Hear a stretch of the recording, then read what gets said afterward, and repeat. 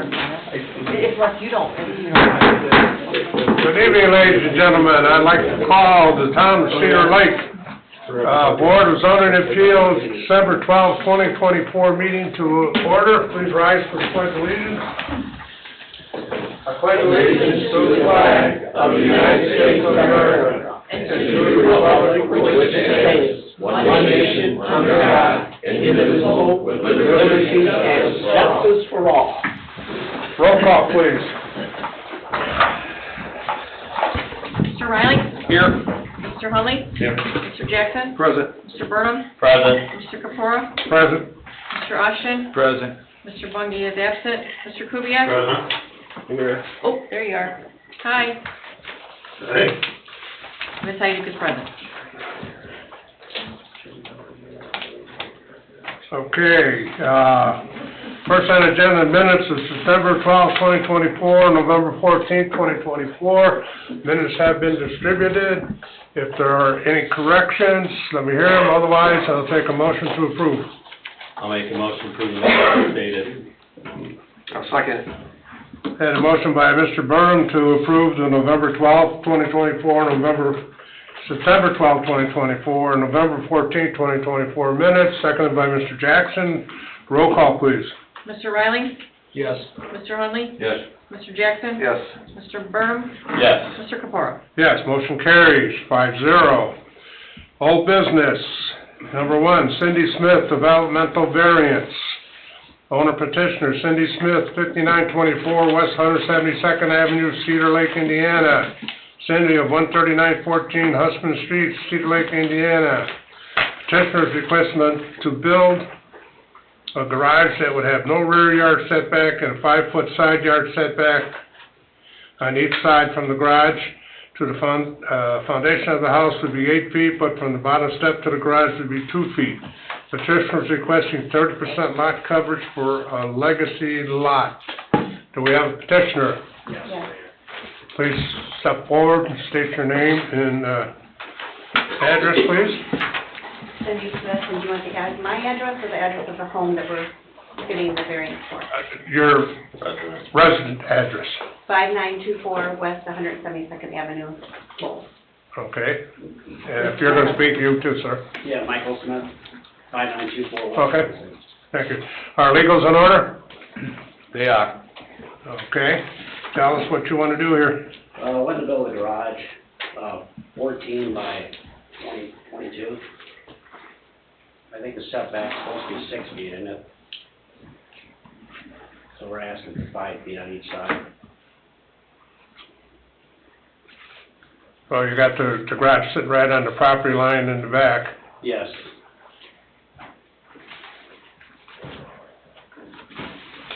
But it's such a small lot, we're limited on space. Yeah, I understood.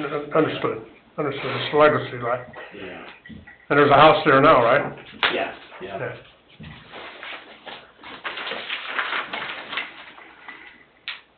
What's behind that, what's gonna be behind the garage, what's back there, I didn't get over there. Just a house, our main house. After your property line, though, what goes on behind it? Oh, there's like a little bit of a drive so there's enough room to park your car behind the garage Okay. before it's those, like the little circle 8s that are back Call us there. back. Okay, There's a well right in the center of it. okay. It's a big turnaround. So there's basically nobody behind you. Correct. All right, would you have a seat for a minute? I'll call for remonstrators. Do we have any remonstrators for or against? Any remonstrators for or against? Is there anybody online? No. Seeing none, remonstrations are closed. Step back up, please. Okay. Have you talked This to is anybody the- in lot 9? Pardon? Have you talked to people in lot 9 about that? Which was lot 9? That Someone would be, just, oh, yes, that's, oh my Ron. gosh, Ron, thank you. Rance, yes. Want to call him Ryan? Do you rent this out or? Really aware of it, no. No. No, we just got done building it, we're selling it. Oh, okay. We got it under contract right now with contingency to be able to build a garage. That's the big, the sticking point with the garage. Who owns the drive? Who owns what? Who owns the driveway to get back there? I think that's just, everybody. Just the right of way Yeah, back. just, So right away to the well? Well, yeah, it's like all those, that whole neighborhood, if you look on the GIS, has those little back, they're on, all the lots are frontage on the roads, but then they have those little back kind of alleyways with the cul-de-sac. They're just grabbed, they're not really improved, they're unimproved little access points. Oh, the road that's behind it that they'll use for access into the garage?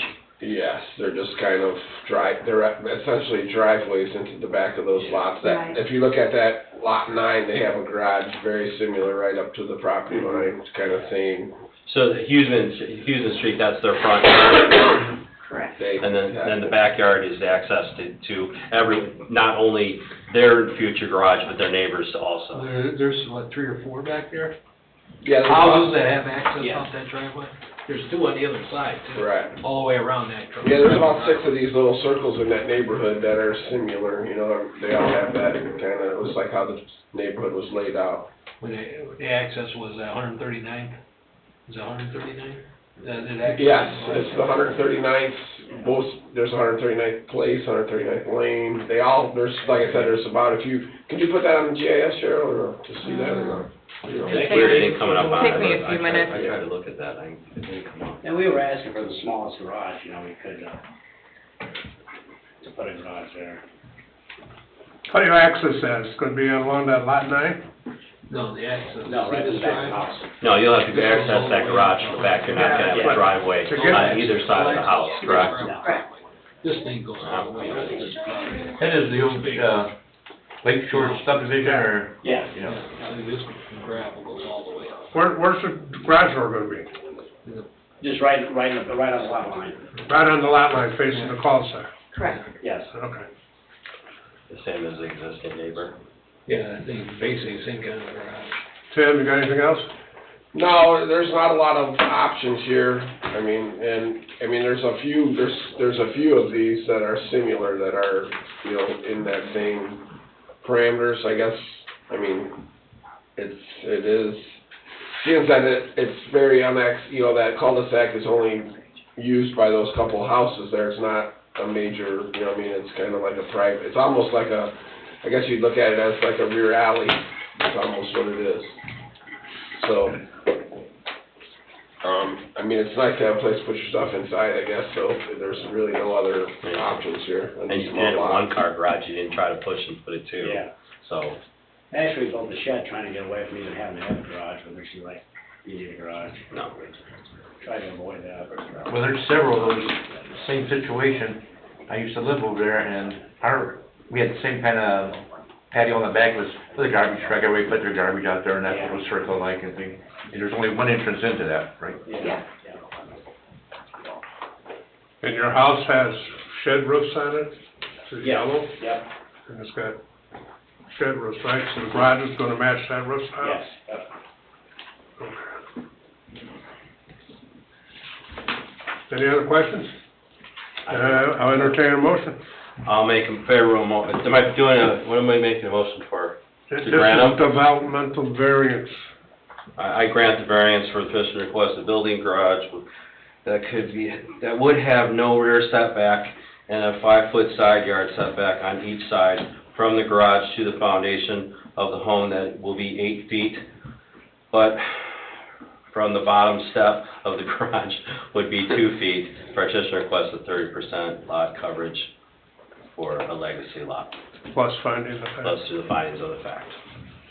I have a motion by Mr. Burnham to approve.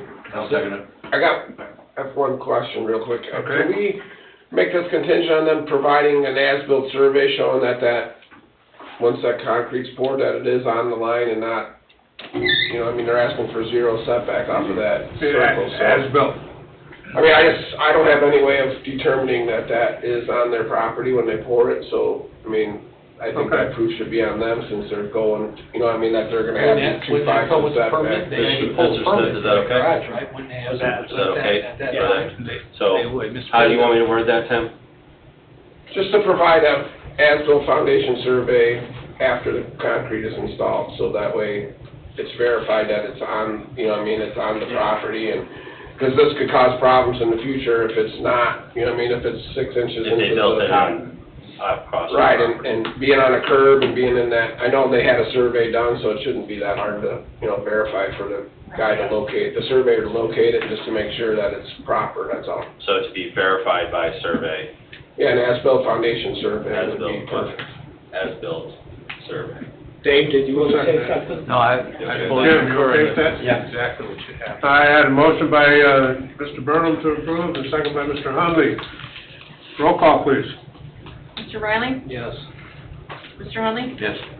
Mr. Jackson? Yes. Mr. Burnham? Yes. Mr. Capora? Yes, motion carries 5-0.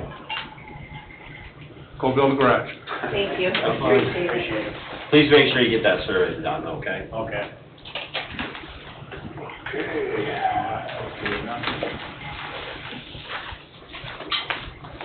Merry Christmas, thank you. Merry Christmas. Thank you. Christmas, thanks. New business, number one, Collins and Emily Gilbert, developmental variance, owner Colin and Emily Gilbert, 6504 Fernwood Avenue, Cedar Lake, Indiana. Petitioner, Price Point Builders LLC, P.O. Box 1343, Crown Point, Indiana, 46308. Vicinity of 6504 Fernwood Avenue, Cedar Lake, Indiana, 46303. Petitioner is requesting to have a detached garage with a wall height of 14 feet and an overall height of 18 feet, 10 inches. Hi, Name and address for the, Bruce Young, Price Point Builders, 12816 Main Court, Cedar Lake. our legals in order, Mr.? Yeah. Mr. Yeah, Austin. Thank you. Okay, your comments? Yes, so, there was a mistake, I apologize. When the Goldbergs, who clients that built their garage for in their house, they put 17 foot, but we were matching the roof pitch of the house, which is 512, which is 19 foot. So the 7 and 9 got transposed, so I apologize for that. But if you look at the building, I do have some pictures. Do you guys have any pictures? Yeah, we've got We it. do. Okay. The garage looks very aesthetically correct with the house, and it is still lower than the house. I'd like to make that point. Also, there was no harm to the other neighbors, because there's nothing behind them. The lot is 50 foot wide, so it would accommodate a house which would be even higher than that to begin with. And it's my mistake, so I apologize. I'm just looking to approve that extra 1 foot 8 inches that it went to for a 512 to match the house, because we were looking at one of your code that says match the roof pitch with the house, the garage, and that's what we went by.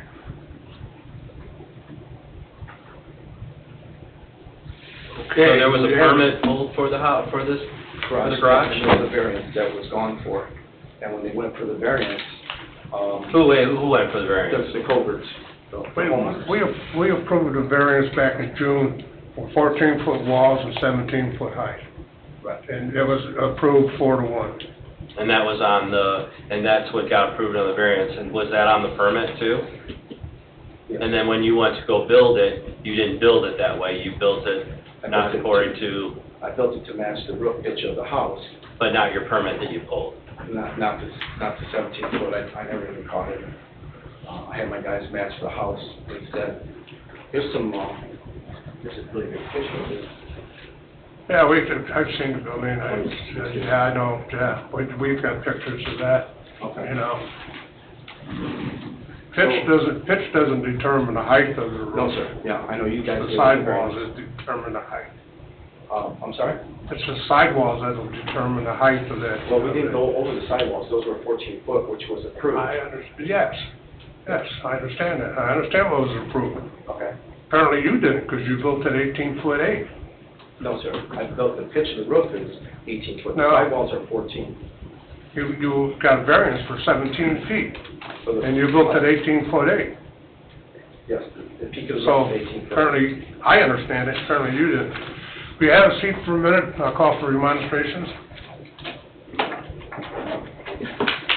Do we have any remonstrators for or against?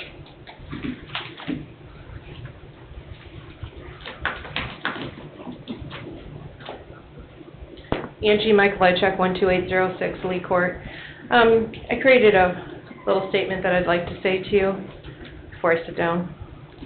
I'm kindly requesting that this item be evaluated or possibly deferred for your detailed review.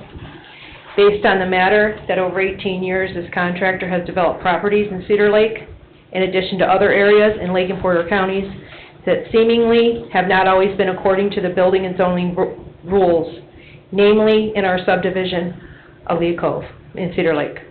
I sincerely request that before any additional items be granted to this contractor by this commission or others, that careful and thoughtful decisions be made that if this contractor or its representatives should possibly face any reprimand or penalties for some current misuse of the privileges given by the town, which has caused some level of dismay to the town and residents in Cedar Lake.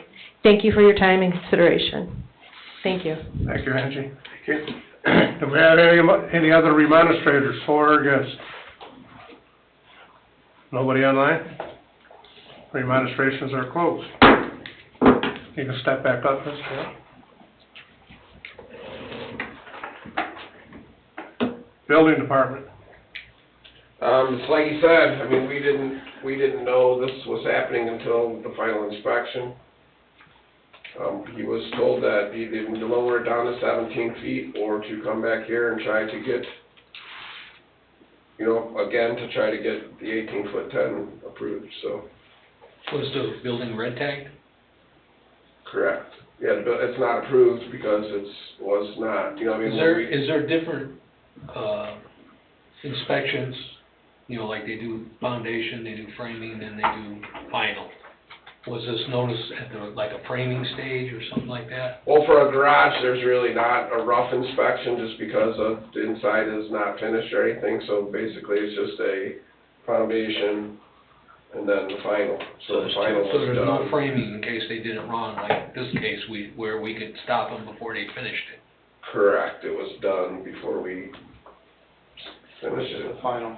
It was just, It wasn't caught. it's just an accessory structure, so there is no, you know. Well, obviously it was caught, you got red tag, Yeah, I mean, it was caught. caught after the fact. Right, so it was caught at the final, you know, at the inspection time, or at, you know, when the house was already at the, you know, they finished that, and then they called in for the finals for everything, and then that's when it was discovered that it was taller than approved, so. Does this fall into that, remember we had the other one on the lake front, that if you match the roof of the house, is that, Well, does this fall I into mean, that, Tim? I guess that's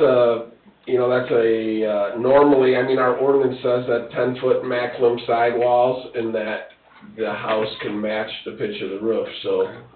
So Once you go to, I read that as, that has to be, you know, that has to be the case, because the maximum height, so I think once he came here asking for the 14-foot sidewalls and also asking for the 17-foot height, obviously that's, you know, that, and I don't know what Mr. Ocean thinks, but I mean, the way the ordinance says, it says, you know, that the 10-foot maximum sidewalls, and then it says the roof pitch can match, you know, the overall height can match the pitch of the house, so.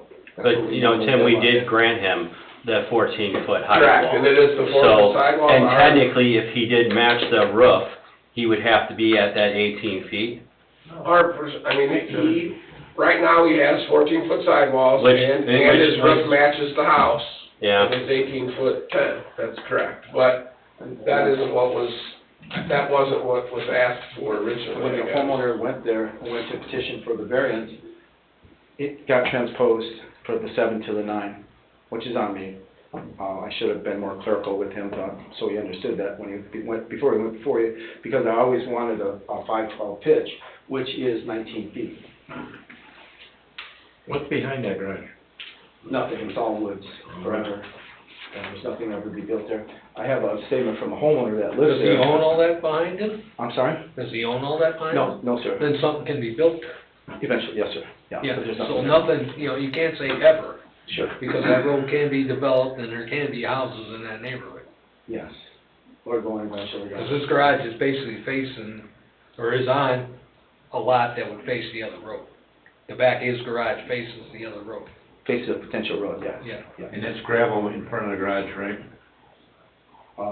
Right Yeah, now, shown gravel. Yeah, it's showing gravel, so that's, What's the width of that garage? 20 foot by 30 foot long. See, and I see you moved it from the middle of 29 and 30 to all being on 30. It was originally set to be on, On are the you talking about two the lots. lot? Yeah, Yeah, and now it's sitting on one. right, he set it on its own separate lot.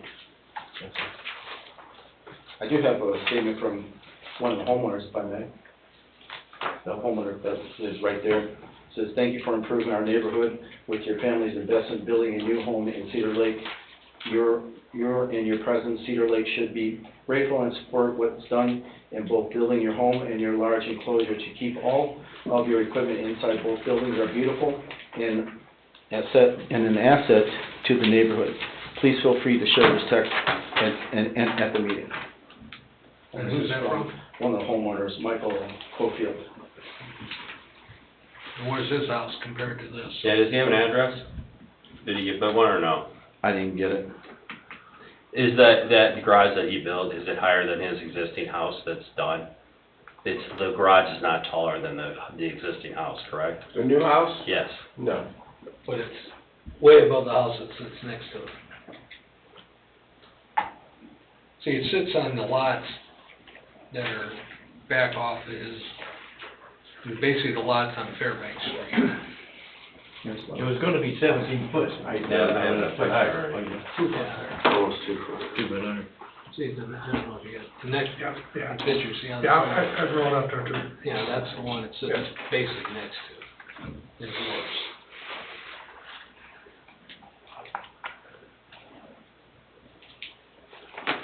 I would grant him the wall height, and I'm not gonna have the guy tear his roof off for a foot when he's under the house up there. As we've done, I mean, that guy built his entire house wrong, and I mean, I don't know, for a garage, are we gonna ask that customer to tear his roof off for a foot? Well, I'm not. I think we gotta,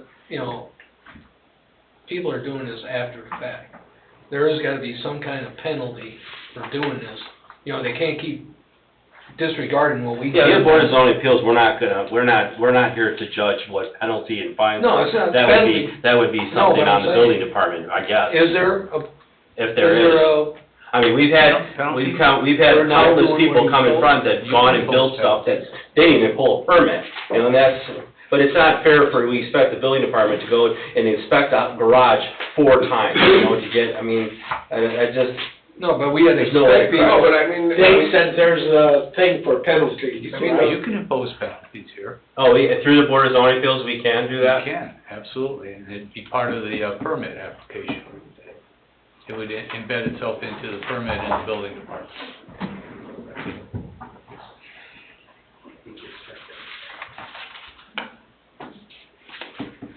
Somehow we gotta get a handle on it, 'cause they came to us, we granted The what they 14 wanted, Right. and Right. they didn't do it, Taller. and they didn't do it.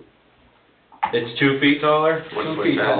1'10". 1'10". No. It's a 512. And it does, I mean, it matches the house, it looks, I mean, it's big and it's tall, but it looks, the same as the building, and again, I mean, what they came in for was 14-foot walls and Which we granted. 17-foot height, so that would have had pretty much maybe a 212 roof on it to make it, Right, which would have been very unappealing. which would have made it to the 17 feet. But that's not the point. No, not at all. They came in here, That's what they asked for. we listened to them, we granted them what they wanted. And there wasn't a plan they asked for this without a picture of it or without something that showed, for somebody to see that it was wrong, I guess. They just asked for the Well, and height that's, in the roof. Right, no, it's not that's not our fault. Correct. That's their fault. Nor is that it's done in that height anybody's fault. And that's why I think there should be, he said 4 inspections, but if there would've been a framing inspection, we would've caught that before he was under roof and, what I'm saying. So he could, he could've been red tagged at that time, Fixed it. fixed it before it was done. Yeah. I'm eternally sorry. I didn't do that on purpose. I really didn't. I was trying to make it aesthetically appealing. I'd like to hear what the building department's recommendation is. Do you have a recommendation? put a fine or anything? No, I don't have a recommendation. I mean, I agree with what was said. I mean, he got what he got, and he built it this way, and, I mean, he's here for your guys' grace or decision or none, or fine or whatever, but I don't have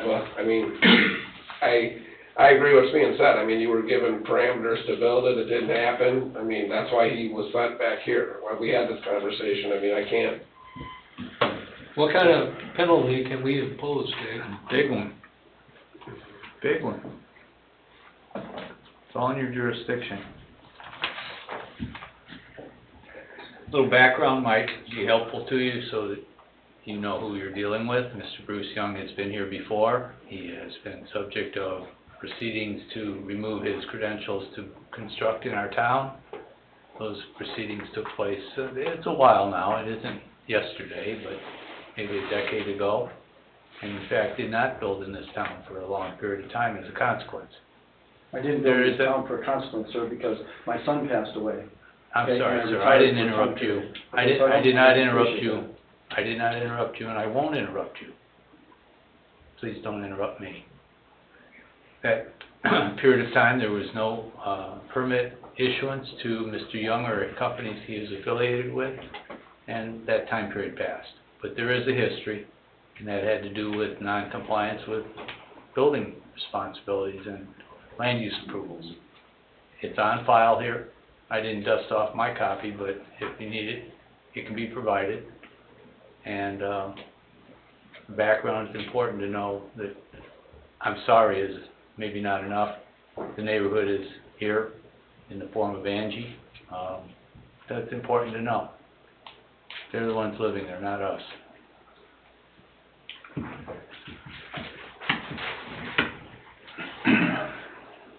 Well, in order to leave 14-foot walls on it, you're gonna have to drop that pitch to like a 312, which, to me, you might as well put a flat roof on it, John, the homeowner's online. Go over. Okay, I'll get around to it.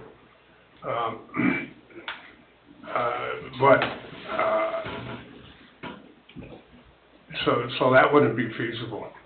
So you would have to drop the sidewalls 2 foot. Now, I would have to ask, why does he need the 14 foot? I know if you went over this was gone over when it was granted back in June. Yes, sir. So why does he need 14-foot walls? To get a 12-foot door because he has a boat, sailboat, that he can't get his boat in without it being that high. Can he drop the mats? My understanding, he can. I've not seen the boat, but that's what we built it for. So he can get his boat in the garage. Mr. Goldberg, are you online?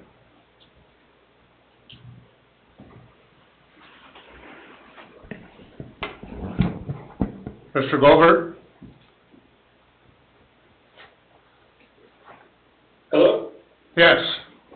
Hi. Hey, yeah, I'm here. All right, just run us your name and address real quick for the records. Yeah, Colin Goldberg, 6504 Fernwood Avenue, Deer Lake. Okay, tell us why you need 14-foot high walls. The 14-foot walls were for the 12-foot tall door that I needed for my boat.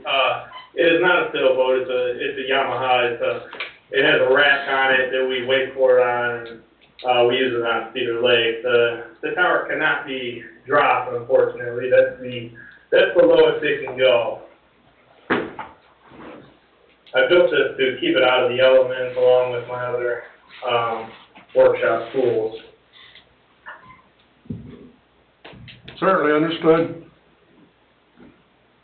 It was a complete mistake of me writing 17 foot. We should have gone in for the 19, but it was an accident, and here we are. And it was nobody's fault, but if I'd have known, I would have come in there for the 19 foot, and this would have been avoided. Well, mistakes do happen, I understand that. Problem here is we've had a little history with this builder, and frankly, I don't like approving stuff after they're built. That's kind of, you know, cart before the horse.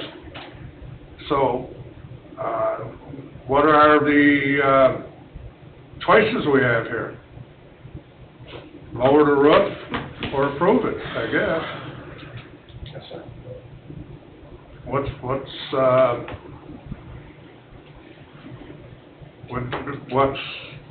involved in lowering that roof? Tear the whole roof off. Quite an ordeal, tearing the shingles off, soffit fascia siding, turn the roof off, reframing it. It's a pretty big ordeal. Well, it's a pretty big mistake then. I'm sorry. Yeah. How big is the garage? It's 20 foot wide by 30 foot long. So 20 by 30 roof you'd have to replace.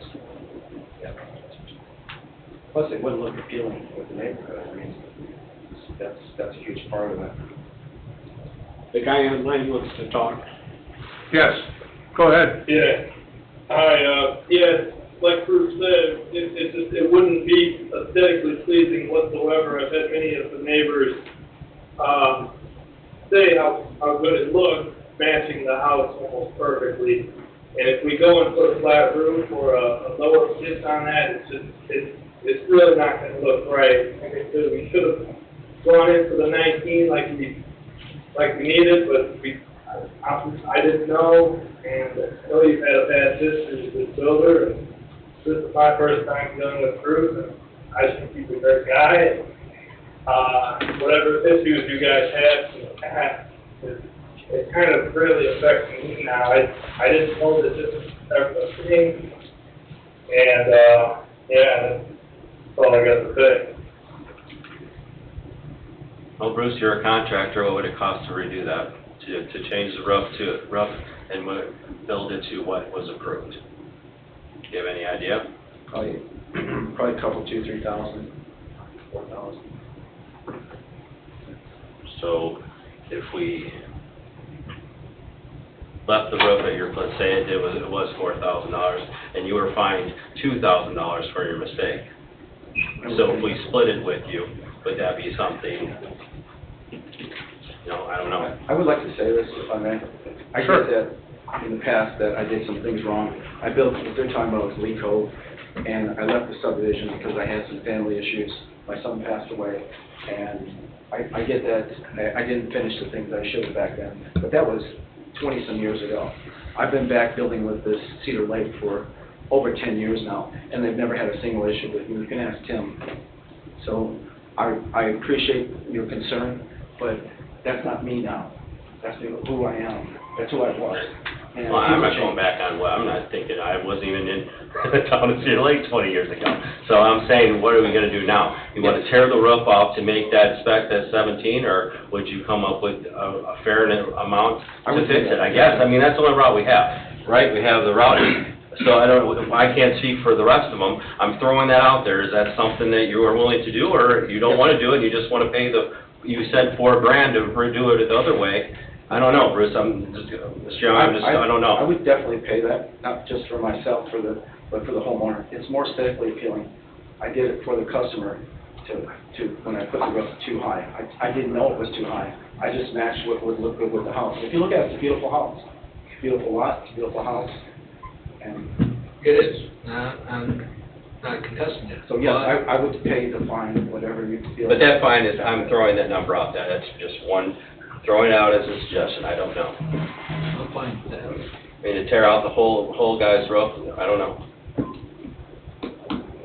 I mean, we've had complete houses built that were, completely wrong. Remember, that was the same guy that was trying to build it himself, and then we made him get a general contractor to build it right. I mean, we do have a general contractor that built it wrong, but I don't know. I don't know what you guys. I think there should be some kind of penalty. So. It was my mistake. John, can I make a comment? Yes? I guess the only thing that I have a burn with is with the way that the previous variance request was granted and worded, that if Mr. Young was indeed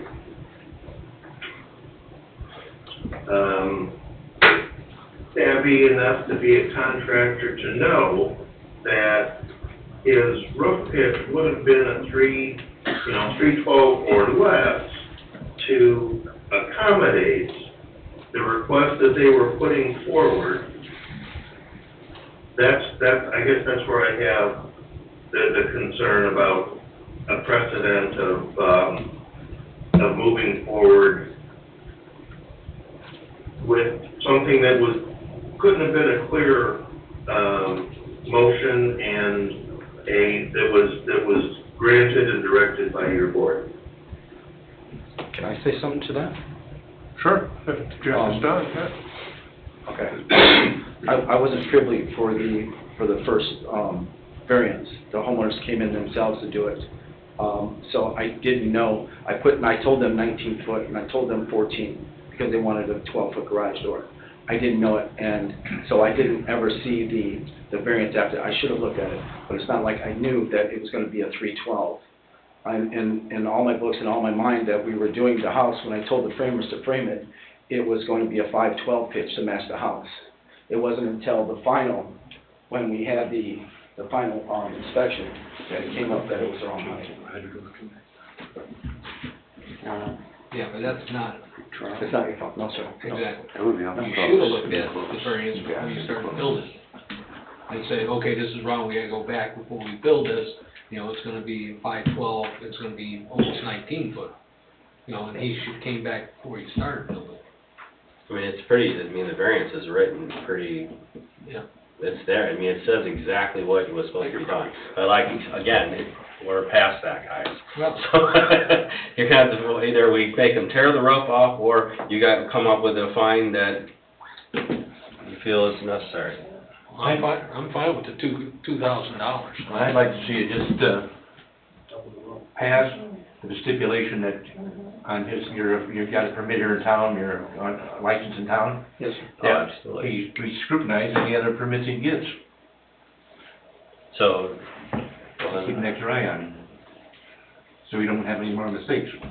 Well, I don't think there was any problem with the permit being issued or request or any of that, other than the fact that a miscalculation was made on the height. Now, the rise on that roof is pretty simple with a 512 pitch. You got 5 inches for every foot of run there. Yes, sir, which would have been 19 foot, 18 foot 10. Right, It's what it exactly. should have been. It's exactly what you built. Yes, sir, 18 that's why foot I put a 9 when I gave him and he thought it was a 7. It's Whatever, me. It's me. whatever the mistake was, the mistake was made. Yes, sir. See, but now the problem falls upon us to correct your mistake. Yes, sir. And we're tired of the board sitting up here correcting mistakes that other people make. Go ahead and they build something and what have you. Then they're in here with their hat in their hand because they made a mistake and they want us to fix it. I am understanding for the. Our fix is make it right.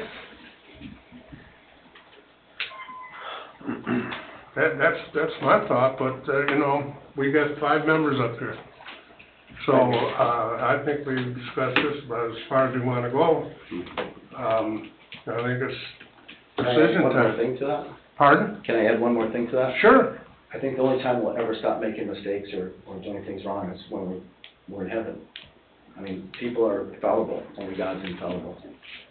So, I'm sorry, I did make a mistake, I apologize. Yeah, I know, and I made mistakes. I was a contractor for a lot of years, so I mean, I've made mistakes too. I actually did the wrong roof. And I didn't get away with saying I'm sorry. did you put a new roof on it? I finished that roof, and then I went across the expansion joint and did the one I was supposed to do. I mean, yeah, it's funny now.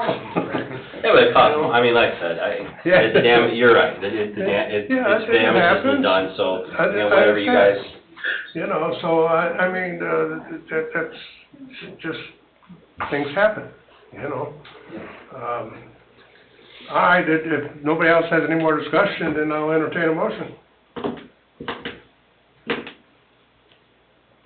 Do we have any more discussion? What do you think? Nobody has anything else? Do you feel that fine is adequate? I know personally, if I had a job, I wouldn't wanna eat $2,000. No. I guarantee you, on that, I guarantee Mr. Hamling does not wanna eat $2,000. Yeah. I guarantee it, that's not what his intentions are, he's trying to make good on it. Should we make him tear that roof off and, to make it right? And then it won't be visual, I don't know. I'm not in favor of tearing the roof off, but I'm in favor of the fine. Okay. I'm not in favor of a $2,000 fine. You're not really either.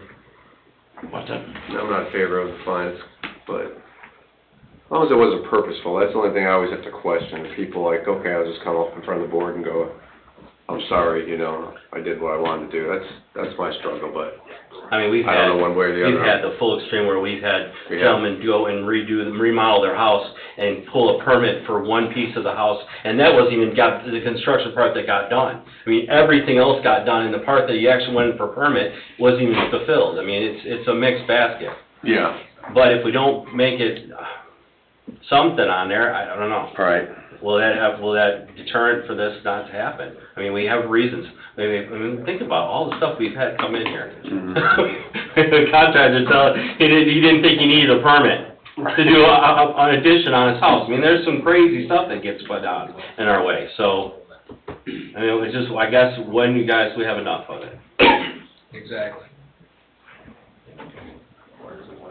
Where does it stop? Exactly.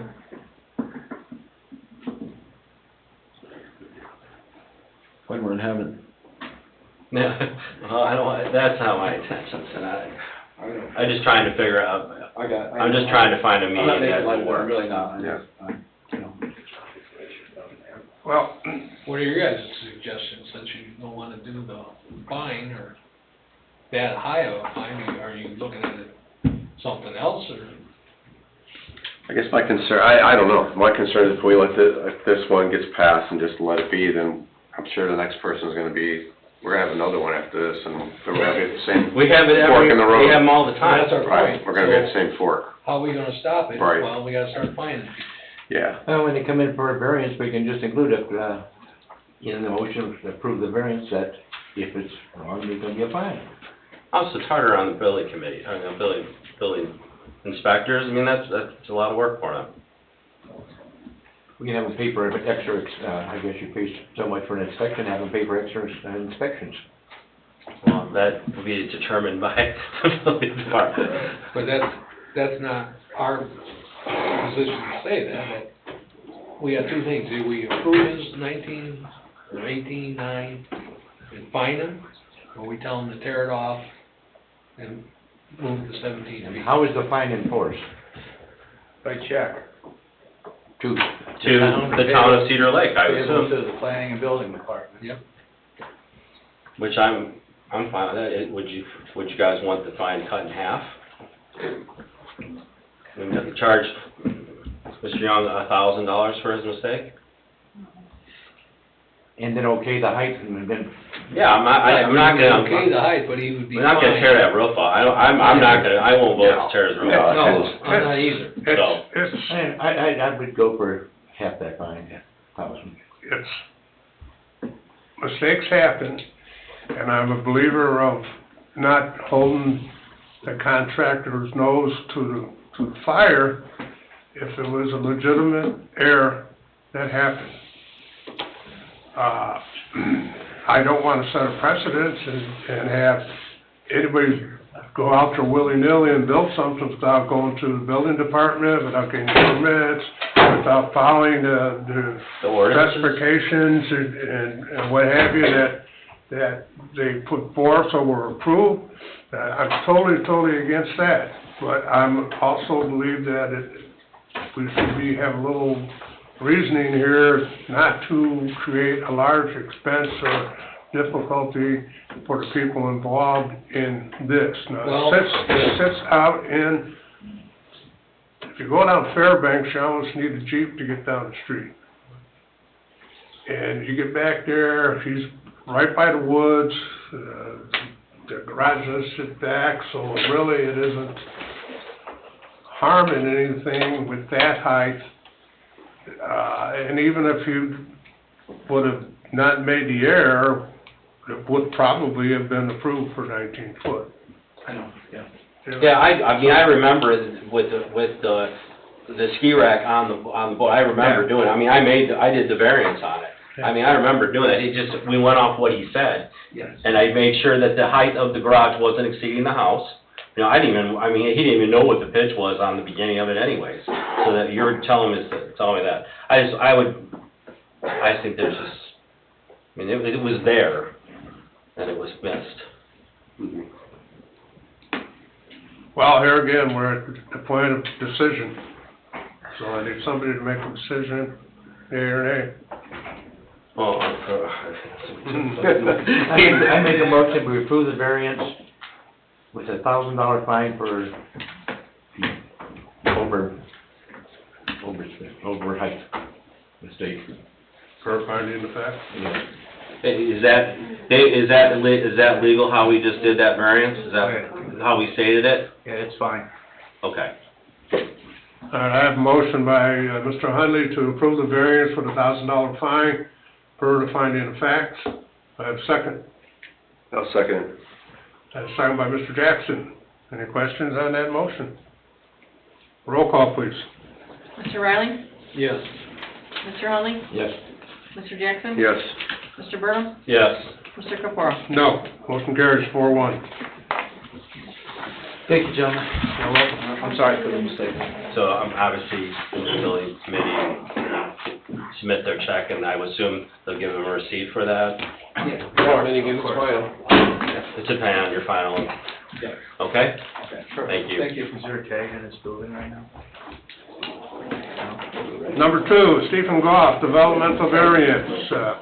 Owner Hanover Community Schools, 14525 Wicker Avenue, Cedar Lake, Indiana. Petitioner Stephen Goff, 10210 West 129th Avenue, Cedar Lake, Indiana. Excuse me, Vicinity do you have of something to say to me, 74. sir? Do you have something to say to me? Ma'am? You started it. Yeah, but we,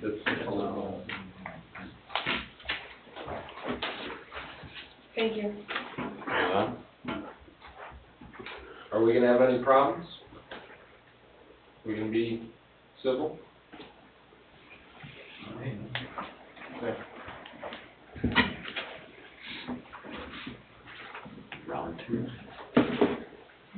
Okay. John, where were you? Petitioner is requesting to build a home on a lot totaling 6,250 square feet, 62.5 by 100 feet. The resident would have a 20.66 front yard setback. The petitioner is requesting 30% lot coverage with the home totaling 1,256 square feet and an attached garage totaling 356 square feet. Is there a petitioner here? State your name and address, please. Steve Wells, 10910 West 129th Avenue, Cedar Lake. Are legals in order, Mr. Austin? They are. Thank you. State your request. Yeah, we'd like to, first off, I'm here to speak on behalf of the Building Trades Program for Hanover School. We've been building houses here. The students have, for 20 years ago, we started the program. We built 6 homes, remodeled a couple others. And we'd like to build another one on 128th Lane. Currently, we've built 3 homes that are identical to this on the exact same size lots. And we'd like to get the program going again. I know in the past we had some issues. We had some instructor issues. We went through COVID. And I'll be quite honest, standing here in front of everybody, I said I would never do this again. But I feel we have a good instructor. And that's why I'm here today, to get these kids what they deserve, which is to learn a trade and be ready for the outside world when they get out of high school. Okay.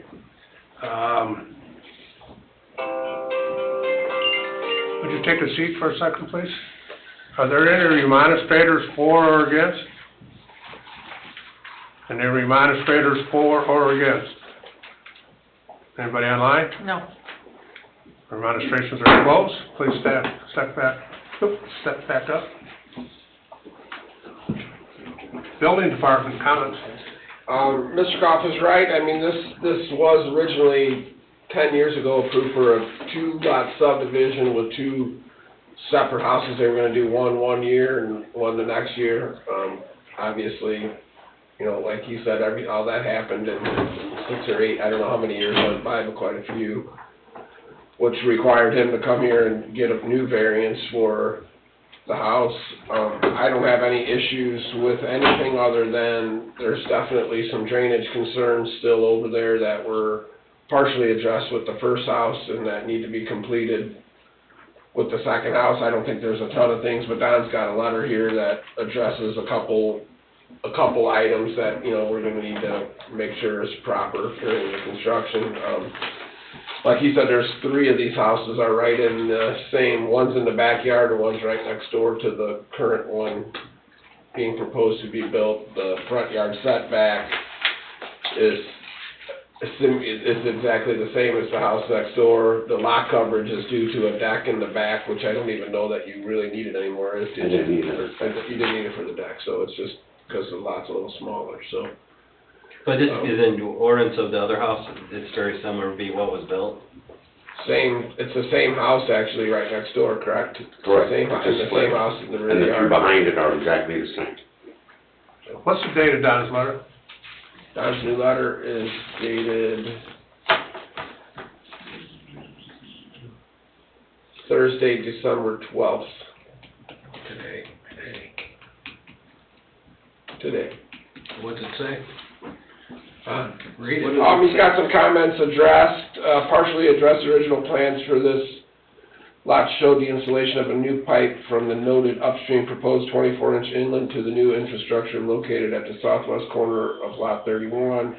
See attached design of the existing storm sewer system was to bypass flows outside of the right-of-way into the parallel storm sewer on the north side of 128th Lane. The pipe they are proposing to tap in was meant for the roadway only and is only a 10-inch ductile iron pipe. The new pipe should be a 12-inch pipe. We understand that the cover will be an issue with this pipe, but would also recommend acceptance of a flexible pipe, i.e. double-walled HDPE or Schedule 26 PVC. I am not sure how to respond. He is still showing a tap onto the roadway system. I am not comfortable attempting to convey runoff from the outside of the curb line into the 10-inch ductile iron pipe system.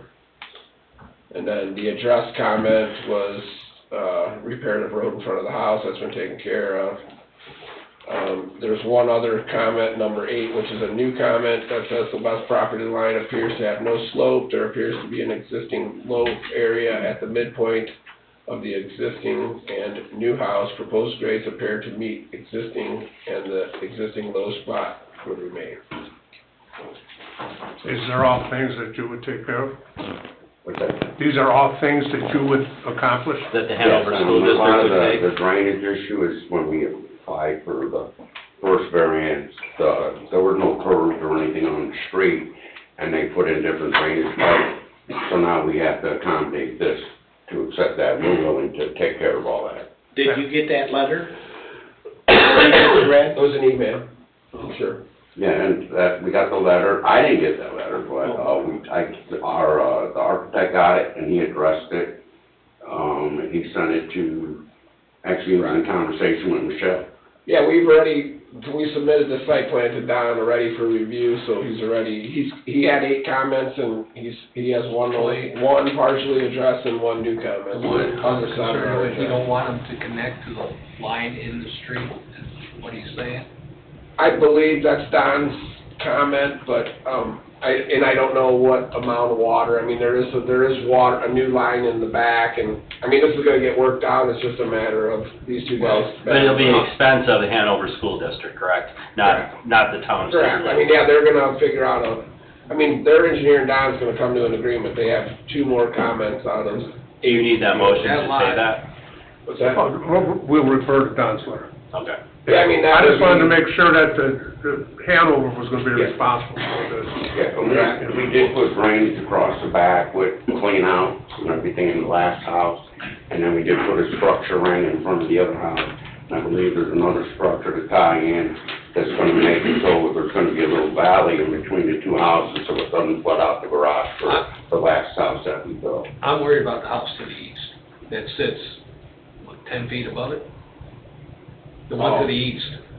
Yeah, but All they that have, water's gonna come down to his new catch basin in his front yard. right, but they got That would that retaining wall around that property and that, I mean, It's 10 feet higher than that, all that water's gonna come Oh, yeah. down on that lot. So they're gonna have to put in a big enough storm sewer. And the reason they're probably going to the middle of the road, because that's the spot that's lower than the lot they're on. If they go to the next catch basin on that side, it's not low enough, right. it's not gonna flow.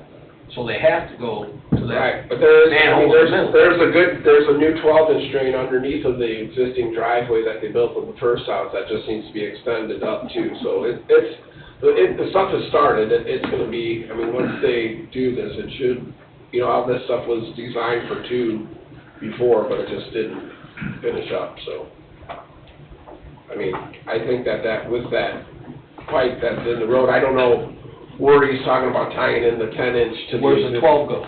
Right, I don't know. Where's the 12, yeah, if it's a I 12 think inch, it's it's- bigger than the 10 inch that's in the middle of the road. Right, but there's. That's backwards. Right, but I think the 10-inch is in the road, and then there's the ditch line and the 12 inches that go through the front yard, and then there's that open ditch that heads west on 128. How big is that ditch? It's decent, bigger than 10 No, inch. no, Bigger than decent 10 the whole inch pipe. flow of a 12-inch storm system. Well, right now, the 12-inch pipe comes under the existing driveway, and it does. And it's go an there. open end going west. Correct. You're saying. Correct. So you're saying all that flow off both those houses and that hill is gonna not overflow that ditch that's there. No, I'm not saying anything, I'm saying that's. Well, that's what I'm saying. that's That's not the major deal. concern of mine, is the drainage. Because you're flowing a 12-inch into a. And that's why I'm honest with That you, ditch dealing didn't with seem to their be guy. too deep, Right. so it's gonna overflow. And that's why I thought, when I looked at the design, they were gonna tie into the manhole in the street, which would make more sense, because that would go into the storm sewer system. But the pipe in the going street's west. only 10-inch. And that's what, I mean, Don's gonna work it out with their engineer, I'm not an engineer, that's why he reviews these places and all of these odd lots, they come up with a game plan, so. Where's that 10-inch flow? What size does it flow into, the 10-inch? It's gotta flow down the hilltop, Well, I'm it's a bigger imagining. pipe, I'm sure, but I. Well, that's stuff you gotta know. I don't know, but is that in the petition? That's why, what does that have to do with this petition? Is that your deterrent why not to put a house there? No, I'm just saying, it's, Make it you know, contingent upon- we build these things, we allow them to build these things. Yeah, they gotta work out that letter. Saying that's, That's between them. That's why I wanted to make sure that it was contingent on Don and Right, the guy working through it, so Don was comfortable with it, that was the point of bringing up the ladder. I mean, And that's good, because I want it in the records, Right. it has to be done according to Don's All right. requirements. if Don doesn't, At the if they don't, expense of if they don't come handling to a way to deal with this, then the house don't get built, Right, essentially, that's why it's in. I just don't like storm drains in the middle of front yards, because that's where this was going, in the middle of that front yard Oh, of yeah. the house. Yeah, I mean, I know that the improvements made with the first house made a huge improvement of that area to the house to the west of the new house built. That house was flooding constantly before this, and now it's not, so, I mean, it's going in the right There's no direction. standing water there anymore. Yeah, it's definitely, I mean, it's moved in the right direction with the do first you teach house. the class? Do you teach the class? No, I don't. No. I'm just a board member and volunteer. He's not involved, you keep saying that, but he's always here. Well, you're involved. It's for the kids, I mean, that's the thing, and, you know, it's a great program for the kids, and we will do whatever we have to do, whatever Don recommends, that's what we'll do. That's what we wanted to hear. It'll be in my mind. That's what we wanted to hear. We have any other discussion? No, I'm good. I'm good, sir. Other discussion, I'll entertain a motion. I make a motion that we approve this variance contingent upon town engineer and the school engineer. Okay. And include Don's letter of, December 12th, 2024, Great. for finding of facts. For finding of facts. Yes. And a motion by Mr. Hunley to approve. Have a second. I'll second it. Second by Mr. Jackson. No further discussion, roll call, please. Mr. Riley? Yes. Mr. Hunley? Yes. Mr. Jackson? Yes. Mr. Burnham? Yes. Mr. Capora? Yes, motion carries 5-0. Thank you.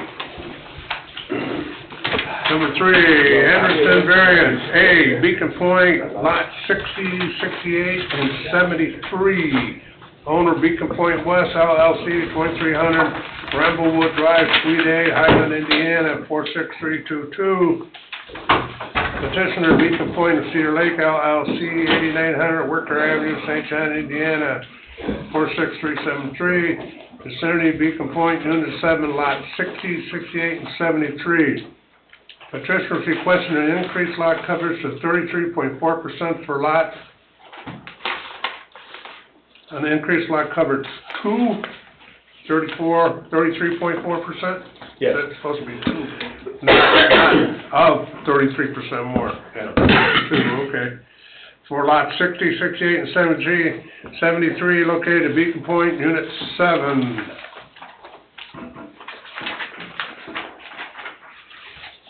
Name and address for the records, please. Richard Anderson, 9211 Broadway, Maryville, Indiana. I represent Beacon West LLC, which is basically McFarland Homes. Okay. He's the builder of these units, and basically this... Go ahead. Oh, did you want to check? Yeah, I was gonna check legals. Legals are in order. Thank you. Okay, you may proceed. So we're basically in Beacon West. This is Beacon West Unit 7. It's an R2 subdivision that was approved by Beacon Point of Cedar Lake, which is Schilling, which is another different entity.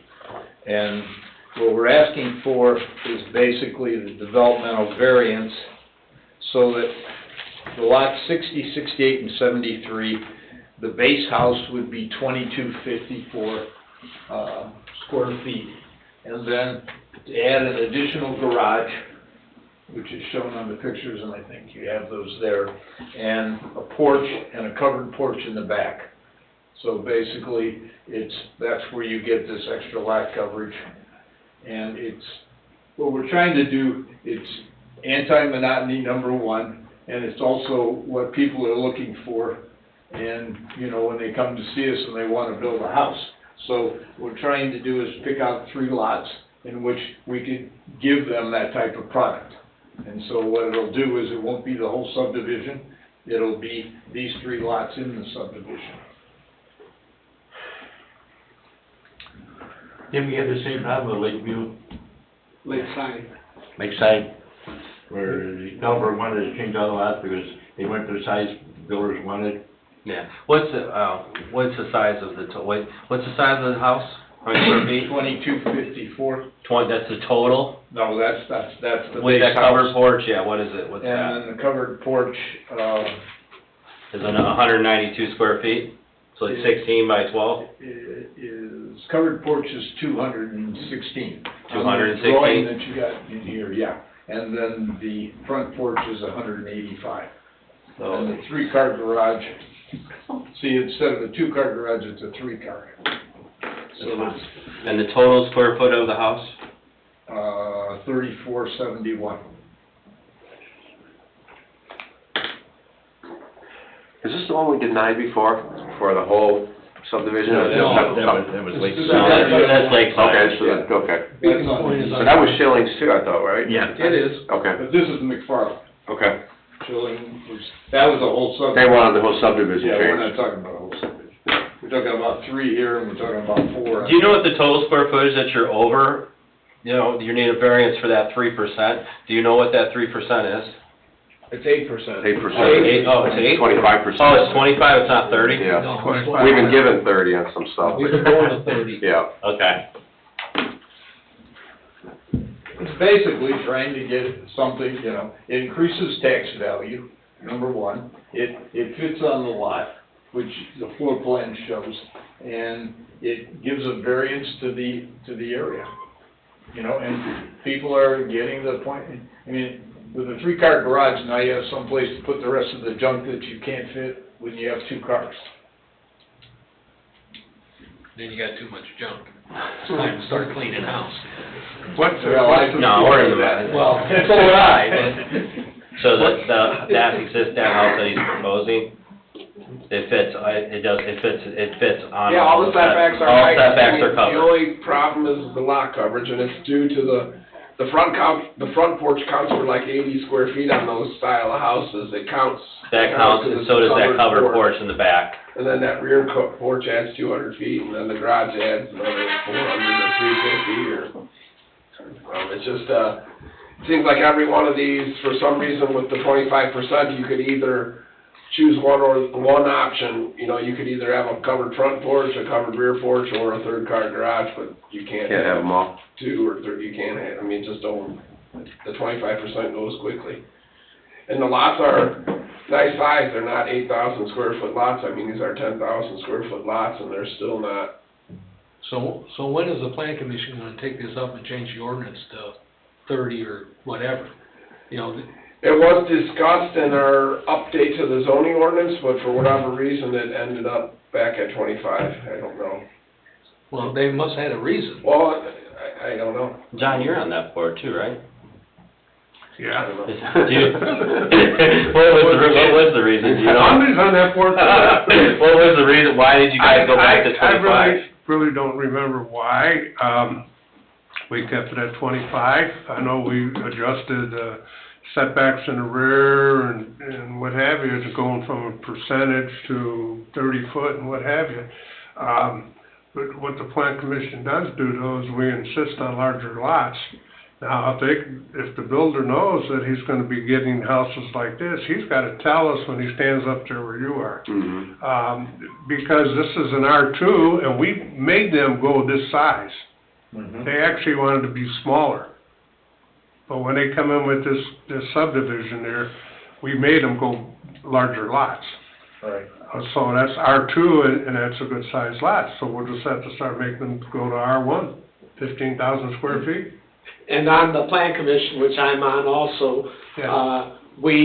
I had brought the information that we're about the only town that doesn't have a bigger lot coverage. But the plan commission's discussion was they wanted to be what Cedar Lake is, and they would look at doing individuals instead of doing a whole subdivision.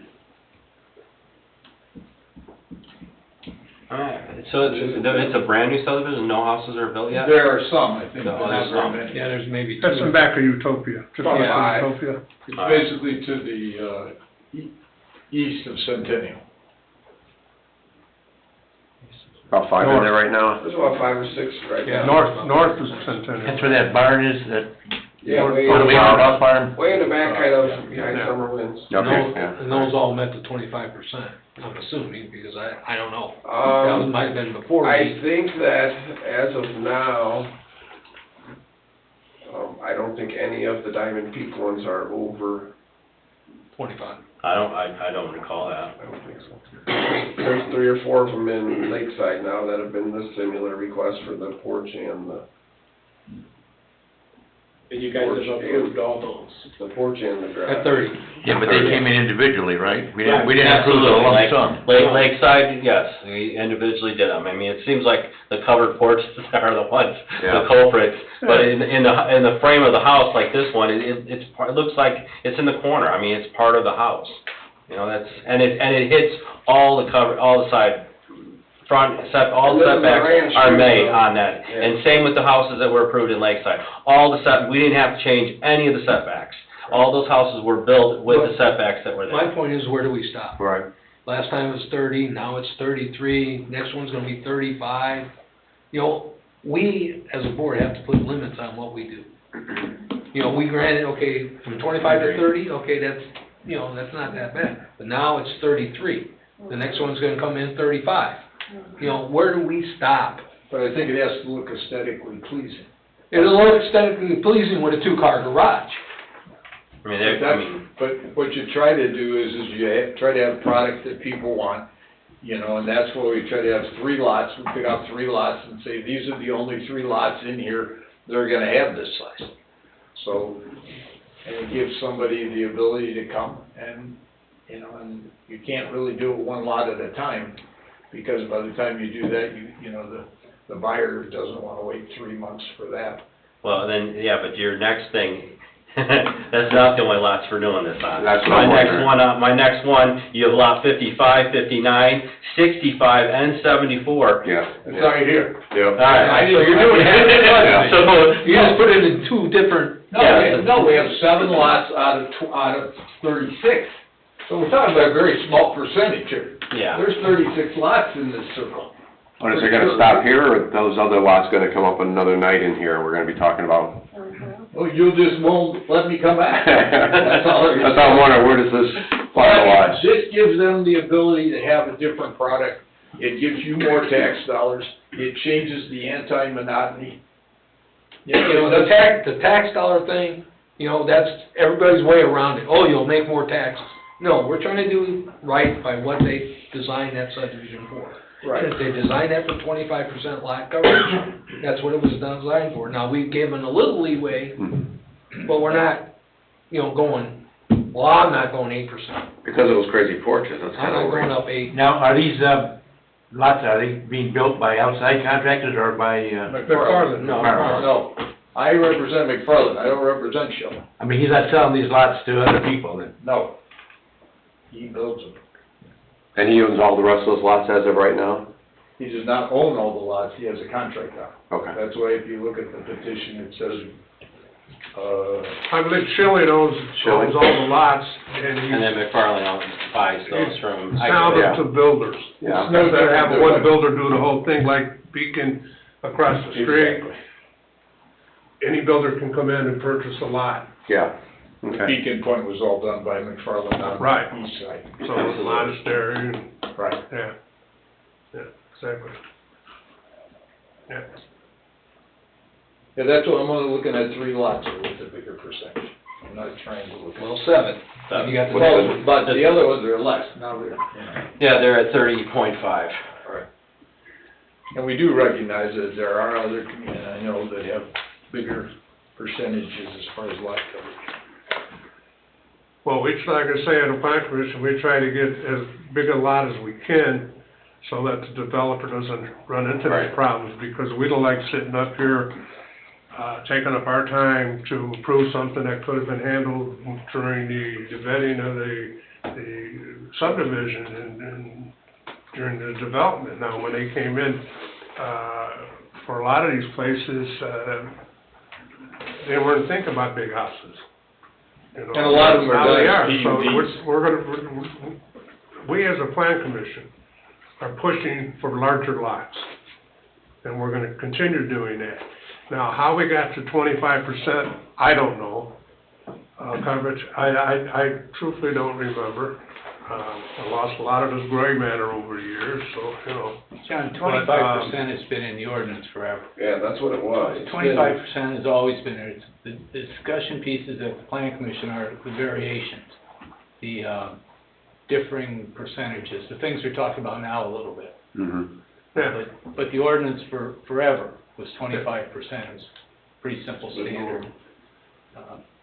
And then as time changes, people want, instead of Been the 2 same car garage, forever. they want a 3, and then they would like a covered porch that adds in some more square footage. And then your front porch for a cosmetic look, I get it, I understand where you're getting at, where if we go, if the ordinance is for 25, they're aware of it's 25, and then we jump to 35, what's gonna stop the next guy to go to 40? Exactly. But the builder isn't at the subdivision meetings.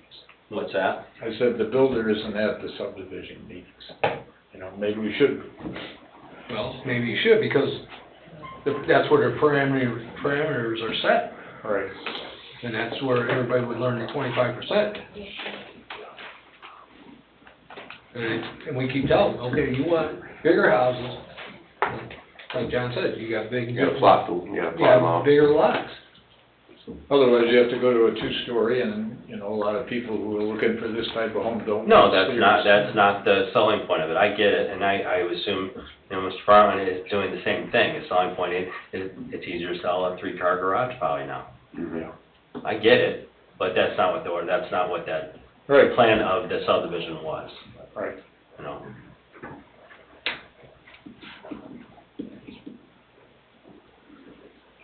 would you have a seat for a minute, Yes. sir, and I'll call for remonstrators? Do we have any remonstrators for or against?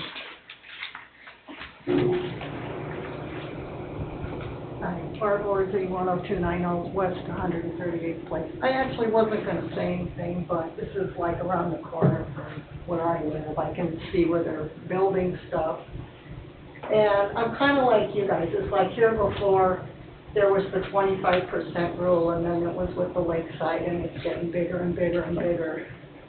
My thing is a little bit more, first of all, I think we should go back to discussion in a bigger realm, meaning, like what you suggested, if you're gonna be doing this, just change the ordinance and be done with it, instead of farting around with this every time somebody comes up. Second thing is, I look at Cedar Lake, and I look at these homes, and they're huge, and I wonder to myself, how much are they gonna sell for? It's a lot of money. I mean, I think the median home in Cedar Lake is now something like $320,000. That's the median. These homes, and there are probably at least a dozen in that subdivision area that are listed for anywhere from like $460,000 to up to $550,000. So yeah, if that's what we want Cedar Lake to be, then go for it. You know, but I don't care for the look. I think, and the one thing I don't care for the look is they put these homes there and there is not enough landscaping. There aren't enough trees. I have trees in where I live where they're like 10 years old and they're sticks because no one takes care of them. So maybe this is what people like now. You know, they don't really care about the lot, the yards and stuff. They just want a big house. Okay, I'm old-fashioned. I like neighborhoods, and I like a neighborhood look. Those houses are nothing except bigger. The same stuff that they put up. They're just bigger. So if that's what's good for Cedar Lake, then go for it. But I would suggest again, just change the ordinance and be done with it. But please, discuss it in a bigger, broader venue. Thank you. Thank you.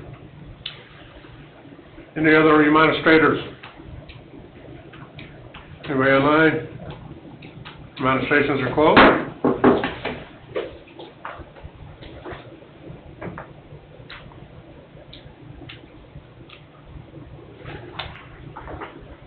My only thought is if we could prove it, just prove off Florida, instead of having someone come in, and the next month another guy come in, and the next month another guy come in, that's a proof. McFarland controls all these lots in the state. In which he's aware of what. But they said lot before, coverages are. they couldn't sell the lots because the builders wanted bigger lots, and he wanted to do it all for the builders, but, I don't want 10 people coming in saying that I want a bigger lot than the 30 and the 35 or something like that.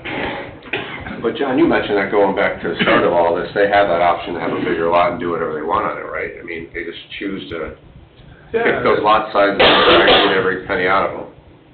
That's it. They're trying to get as many lots in the acreage you have to turn the dollar, and which is understandable. Right. The size lots here that he's talking about, there's nothing wrong with the size of the lot. It's just, the problem is the 25% coverage. And that comes mainly from the third garage. We're getting a lot of that coverage. Yeah. I mean, the porches, to me, really don't add squat to it, you know? I agree. But, you know, do you want to hinder growth or beautiful homes in this area? You want to keep it all to legacy lots and you know, 900 square foot homes in it? Come on, you know, this is... No, I want to put a limit on where we go. If it's 30, I'm fine with 30, but like you said, the last ones were 30, the ones here are 33. Who's coming in at 35 or 40? Once they know we're giving these out, so what do you we think? can nudge them. I would say 30. Let's make it uniform. So what you're saying there then is that 3.5% over what you would approve? Yes. Okay, and how could that could that be cut down 3.5%? No covered porch in the back. That's like 200 square feet, I don't know. They've got a little, 280. Yeah, it's it's like 200 It's square a feet. 10,000 square foot lot, so.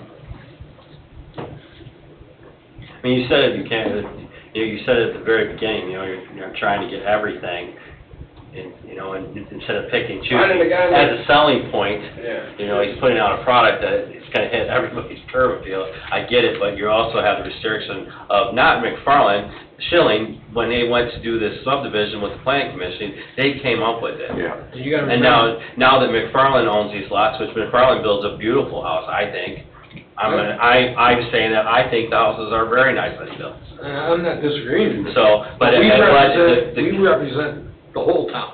But Not we're just going that back on the subdivision. base of coverage. That's what I'm getting back to. Right. I mean, that coverage was done through the planning commission, through Schilling, and then McFarland chose to buy X amount of lots from Schilling, and then they knew what it was, and now they're trying to, I understand they're trying to keep it, but they're gonna have to sacrifice something. This is a big commitment to these houses they're selling too. It's not gonna be Absolutely. these cookie cutter houses and stuff like that. No, absolutely, a 3,000 square foot home is a big home. Yeah. And I guarantee you, whoever goes to that neighborhood and sees that three-car And garage that, and that, house, I they're gonna mean, want one. and face it, I mean, that's a 50-year-old, 50 residents are 50 and older, right? So they're gonna want ranches, big hallways, big bathrooms, I get it. And that was kind of the thought, with talking with Mr. Anderson, was to pick out, 4 lots or 3 or 4 lots for each request scattered through the neighborhood, so that concern was kind of like, there's, if you look at the map, there's 4 of them. Mhm. But, like you said, he sells these 4 next week, and Right. who's to say he doesn't come back with 12 more next week, nobody can answer that question. Of course, people are gonna want that three-car garage throughout that neighborhood, I'm sure it's gonna be pretty But it does- popular. Actually, a lot of them are 2-car garages.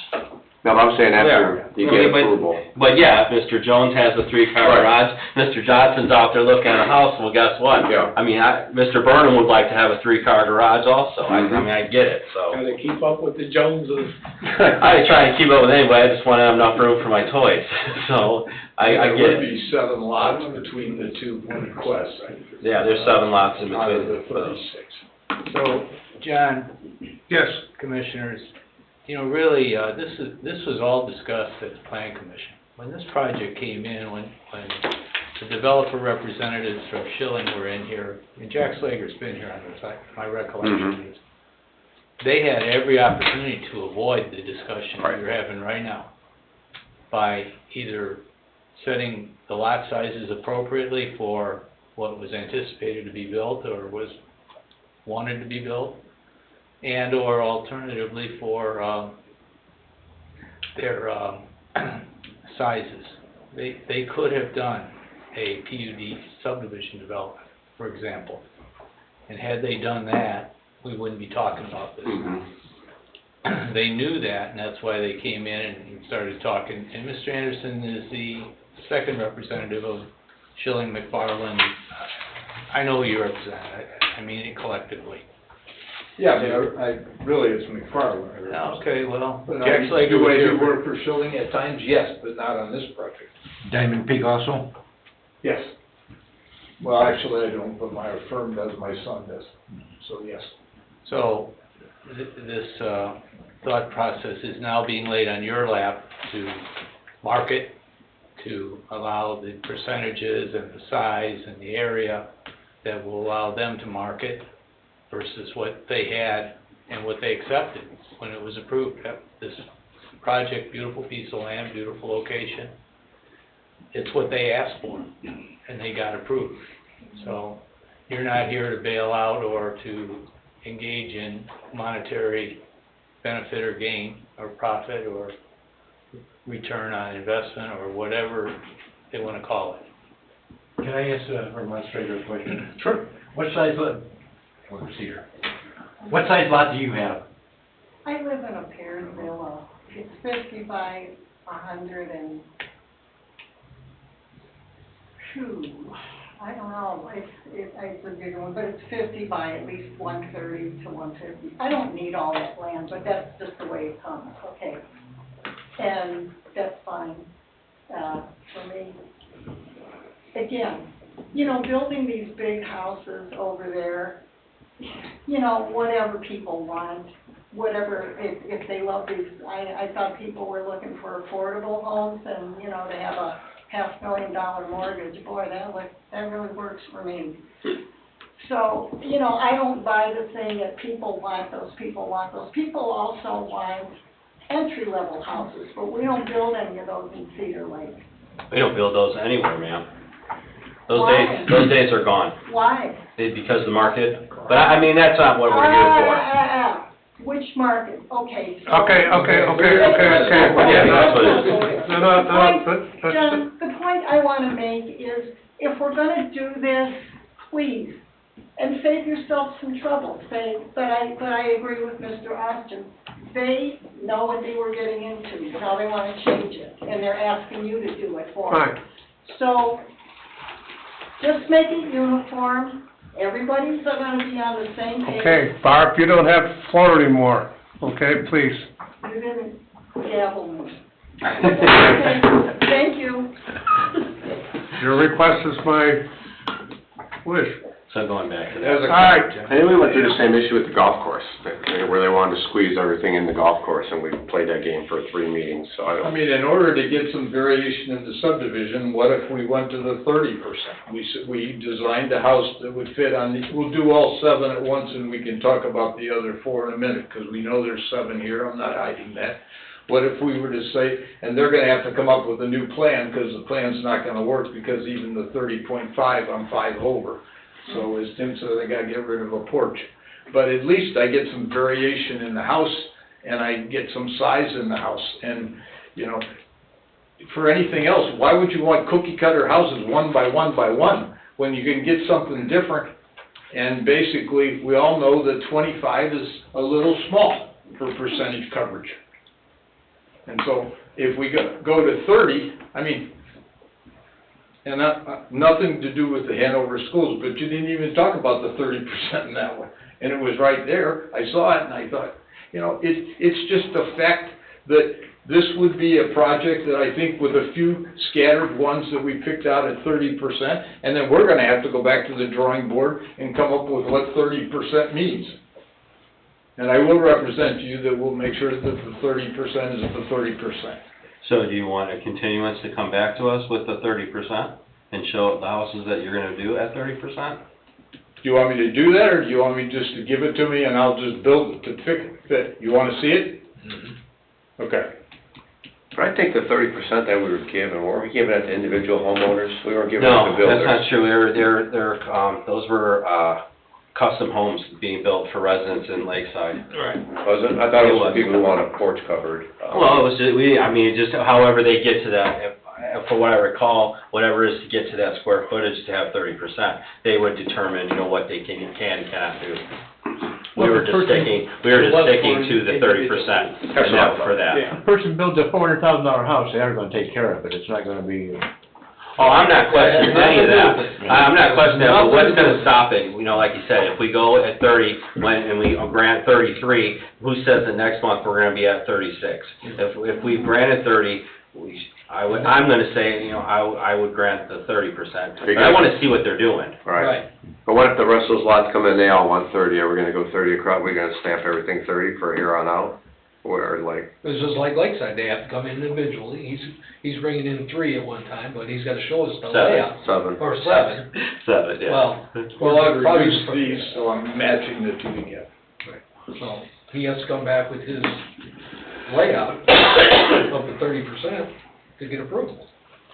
These are spec homes, not already, people have already bought them, they haven't built, right? No, these are spec, correct, Yeah. sir? Well, they're spec to a certain extent, people go to models and then they have contracts and the contracts are out into the future.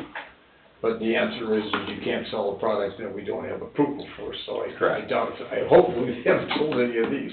John, would you feel Because obviously comfortable having we them can't come build back then with that? I have no problem with that, whatever the board decision is. Sir, is that all right with you? Yeah, I think. And we have, at least you'll have a guide to go off of. Yeah. So I would ask for a deferral as to this one, and maybe we open the public hearing as to the other one since I published. So, just so we get. Do both of them and put continuances on both of them? Deferral. Yeah, deferral. Or deferrals? That's appropriate. Yeah. Should it be a continuance of the hearing? No, well, continuance of public hearing, deferral of the item on the Yeah. agenda. So two. So two motions on it. Can do it with one. Yeah, you can do it with one, combine them. Do it once? For both petitions? Yes. Is that all right? So I'm gonna make a motion for deferral. And a continuation of the hearing. For, number 3, so 2024-40 Anderson variance, is that you? No. Yeah. Yeah. And then 2024-41 Anderson variance. But we did open, I think, David, we should open the public. We're gonna open the floor. So that's the one variance for the first one then? Or That's fine. not variance, deferral. Deferral, first one. We're gonna open the floor for the second one, Okay. and then continue and defer. Alright, so the deferral is only for that first one. All right, I have a motion of deferral to the next BZA meeting. Yeah, that's fine. That's sufficient? Yep. In a month. Yep. In January, I don't know what the, Is it January, is it 9? January 9th. 9th. the ninth. Is that all right? Motion to be made for deferral. My son. Deferral on this. A motion has been made by Mr. Erickson, Mr. Burnham. And she's laughing at me. To the, January 9th, 2025. Roll call, please. I mean, we need a second. I'll second that. Second by Mr. Riley. Roll call, please. Mr. Riley? Yes. Mr. Hunley? Yep. Mr. Jackson? Yes.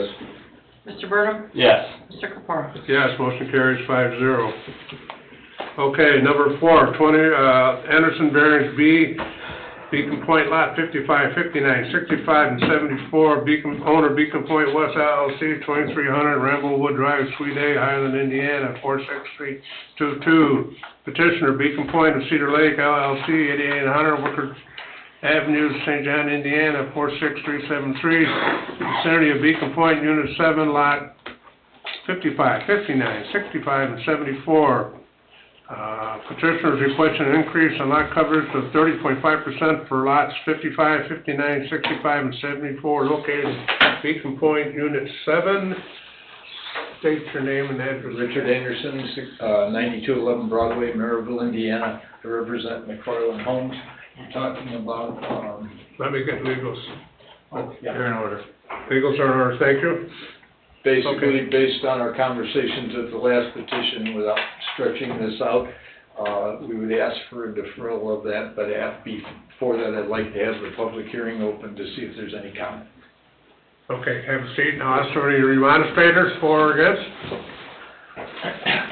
Any remonstrators for or against? Nobody online? Should I close remonstrations? No. No, leave them No, if you're open? leaving the public hearing open, you leave it open for Okay. remonstrance. Okay, then, I need a motion, I'll entertain a motion to defer this to January 9th, 2025. Can I ask a quick question? though? Yes. So what are you doing different at the 30.5 versus that 33? Like, do you know what? Yeah, I do. Just for my mindset, what is that? It's basically the house, here, I got it, my notes. Because I was curious about that also. Okay, yeah, just see what that 2.5%'s doing. The house in the 30.5, the base house is 2055 square feet. Okay, And in the larger 33 that we were talking about, the house is 2254. okay. The same number of bedrooms, it's still 3 bedrooms, they're just a little bigger. Couple hundred square feet, okay. Yeah. I was just curious, sorry. All right, sorry, Gary. Okay. I didn't mean to cut you off, I was just curious why. I forgot we was on, do we have a motion? Somebody make a motion to defer? I'll make a motion to Okay. defer.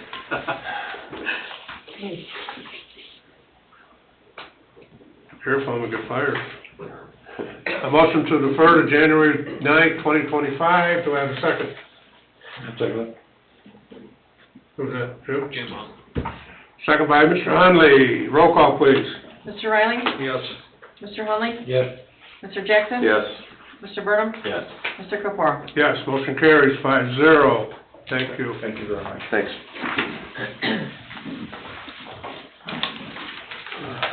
Number 5, Steve Sikorovich, use variance.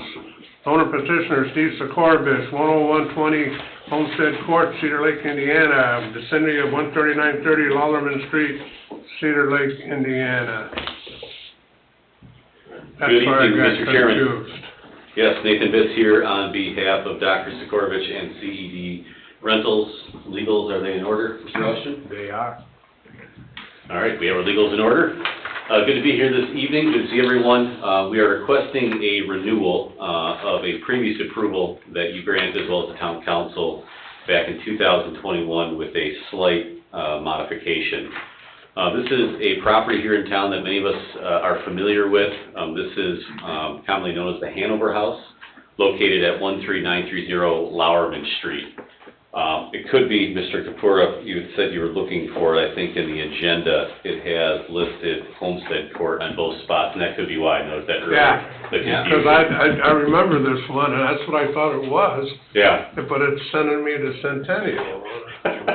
Yeah, I went there too. If I had a broken arm, I don't know what I would have done. So this Yeah, used the to old be, dance studio. yeah, It used to be. the old dance studio had a variance for that. This is a property that Mr. Kubiak is very familiar with. So in 2021, my client made an application to you. There was two parts to it. The first part was to turn a portion of that space into 4 residential apartment units. The second aspect of it was to turn 600 approximate square feet into a commercial space to allow a medical suite to operate a medical practice out of it. Extensive conversation happened. You previously agreed this is a good use of the property, and there was kind of an organized layout that you had wanted for this to happen. First, you said the 4 residential units could be built, and then we could move on to the physician suites. So between 2021 through November of 2023 is when extensive work happened to convert the back half of this property into the residential units. I can testify to that because I walked through with Mr. Kubiak in the summer of 2022, I think, as well as 2023. And we had a checklist that he demanded of my client that was approximately, I think, 2 pages long. So we worked through all of that. That was satisfactorily completed in November of 2023. In approximately June of 2023, my client submitted downstate. Anytime that you're going to do the type of practice that he's going to be in, type of development, it has to be approved downstate by the Indiana Fire Marshal. That was approved in February of 2024. We then have been working with Mr. Kubiak's office as well as Tony, I think, on some lighting requirements as well as the parking lot requirements. We resubmitted downstate for all of that. And when we were ready to start building out the physician suites, that's when Mr. Bungie said, I think because it's been 3 years, we need to come back before you and get a reapproval. My client did that respectfully. I would disagree. I think this is one of those areas in your code where the code says you must exercise approval of a use variance within a year. I think the history clearly shows that we've been exercising it continuously at the beginning of 2021 to the present, but here we are. So we're back before you this evening. The 4 apartment units have already been completed. The only portion that needs to be completed is reapproval, I believe, for the 600 square feet for the medical offices. So that's what we're back before you. We're seeking the same approval. The only modification that I would ask of you is to remove, as you look at your agenda, it says underneath B as in boy, medical office will have, quote, limited in-house patients and telemedicine. I would respectfully request if we can remove the word limited. Back in 2021, when my client made the initial application, was during COVID, there was a perception that he had that telemedicine was going to increase, in-office was going to decrease. 3 years since have shown that's not the case. People want in-office. So I don't think it's fair for my client, who he and his fiance, 25 years of medical experience between them, the practice of medicine, should have a restriction on how many patients that they can see in office. So I would respectfully request that we approve what's there before you this evening and then just take out the word limitation. There's a 14-car parking lot, there's 600 square feet, there's a waiting room, there's 2 physician meeting rooms. There's no reason why we should have a limitation on how many patients that they can see in a day, and would ask that be retracted. Does that 14-car include the business only, or is that also the residents and the 4 apartments? For the residents, and that's the requirement that we had worked with Mr. Kubiak's office, and that's the requirement that your town code requires. There were some apartments in there prior, right? There were, yes. Needless to say, I think it'd be an understatement. My client probably smacked me to say that he bought a project, and he has been steadily rejuvenating it. If you've driven by, there's renewed landscaping, the exterior. Mr. Kubiak has made significant requests of my client to get that upgraded. We've upgraded the electrical. Now we're looking at beautifying the parking lot. There's still a significant amount of acreage surrounding this that harbors it from the surrounding community. And earlier this evening, I think someone made the comment that they want to get back to kind of the way we used to be, so to speak, with residential, landscape, et cetera, and this really rejuvenates that area. The parking lot, is that off to the side just north of the building? Yes, that is correct. Is it blacktop or is it gravel? It's, right now, it's gravel, it's the existing use, but the requirement will be that it be asphalt. Right. Yep. So the parking lot will have to be paved. Yes. So there will be a permit fee for that, and absolutely, yep. I think the limited number though, Nathan, I would think they probably, if you have parking and you have residency, maybe they should, I mean, you don't want, it's unlimited, where are those people gonna park? So and that's my only concern. If you have parking for 14 plus the residents, I mean, you're gonna have, and let's say you take high, so what, 8 people an hour? No, so here's I think what needs to be taken into account. So I experienced it with my son 2 months ago. There was a physician unit, I'm not gonna say where it was, but it was local, and we can walk in any time. 2 hours finally, we were able to see a nurse practitioner, right? That's not the style that my client operates. It's he and it's his fiance. It's half-hour time slots. Like I said, there's 2 seats in the waiting room. A lot of it is operated via text. You're not gonna have a manager waiting to usher people in and out. And if there is a back... Appointments only? Yeah, appointments only, that is correct. It is not walk-in, and that's what's critical, and that's part of the record. Yep. I was just thinking, It's a great, you know, a continuous of people coming in and walking in, will that 14 spots be adequate for unlimited amount of people? There are different styles of operating medical practice, and the herd mentality is not Dr. Sikorovic's mentality and model. So it's appointment only. That is correct, Mr. Kukura. Yes. As I remember this, and one of the facts that we based our decision on was there were going to be telecommunicators as opposed to in-house patients. So this does change it a little bit. I mean, you got 2 chairs, 2 seats in the waiting room. I go with my wife all the time, and she goes with me. There's the 2 seats. Now you got the next appointment coming in, they're standing where? Sure. You know, so I mean... I took my daughter to an orthodontist yesterday, and there was people in the waiting room. Then again, they have 8 beds, so to speak, for their patients. But this is much smaller. We're dealing with 600 square feet, and there are 2, quote, physician meeting rooms. If you look at the design, there's 2 physician meeting rooms, there's the waiting room, and then there's a bathroom. And that's the exterior of it. And that was partly by design. It's to be a boutique medical practice that's located in a residential area. I think that was the limitation that you wanted back in 2021, and he's continued to meet that expectation. It's a small boutique in a residential neighborhood. I think you wanted to say something. Give your name and address. Come on up, doctor. Yep. Hello, I'm Dr. Sikorovich. So I just wanted to kind of explain the business model. You know, a lot of the physician offices these days, and something I'm completely against, operated in a factory. You walk in, you have your MAs, you have nurse practitioners, you have medical assistants, you have one person checking your insurance, another person walking you in, another person checking your blood pressure, another person taking your history, and it's like a factory. And I am completely against that model. My model, we're going to be seeing patients ourselves. We'll have no assistance whatsoever, because I feel that in order for me to establish the relationship with the patient, I would like to have more time with the patient. And I would like to have longer appointment slots. And my model is that everything, all registration is going to be done online before the patient walks in. I now operate a telemedicine-only practice, which has been in practice for the past 2 years.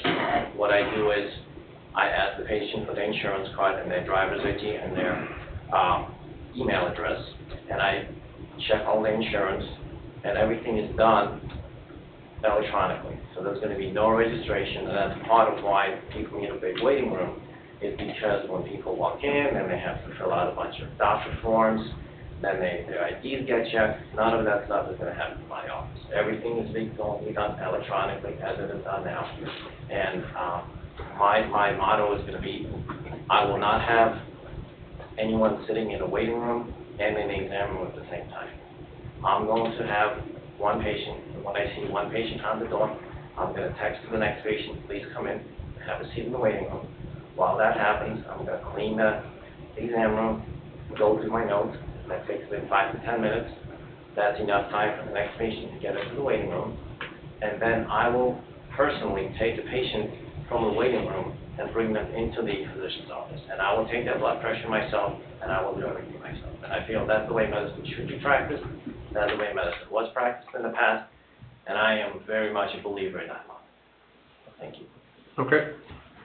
What are the hours of operation? What's your thoughts on that? 8 to 7? Yeah, it's the same as they were before, Mr. Jackson. Okay. 8 to 7, Monday through Friday, with some hours available on Saturdays and Sundays by appointment only. Is there parking on that street? I'm trying to think, my daughter used to go to dance class there. I'm just trying to think where to park. Is there parking on the street, or does it have to be in that lot? There's 2 spots in front, I think. There used to be 2 spots in front.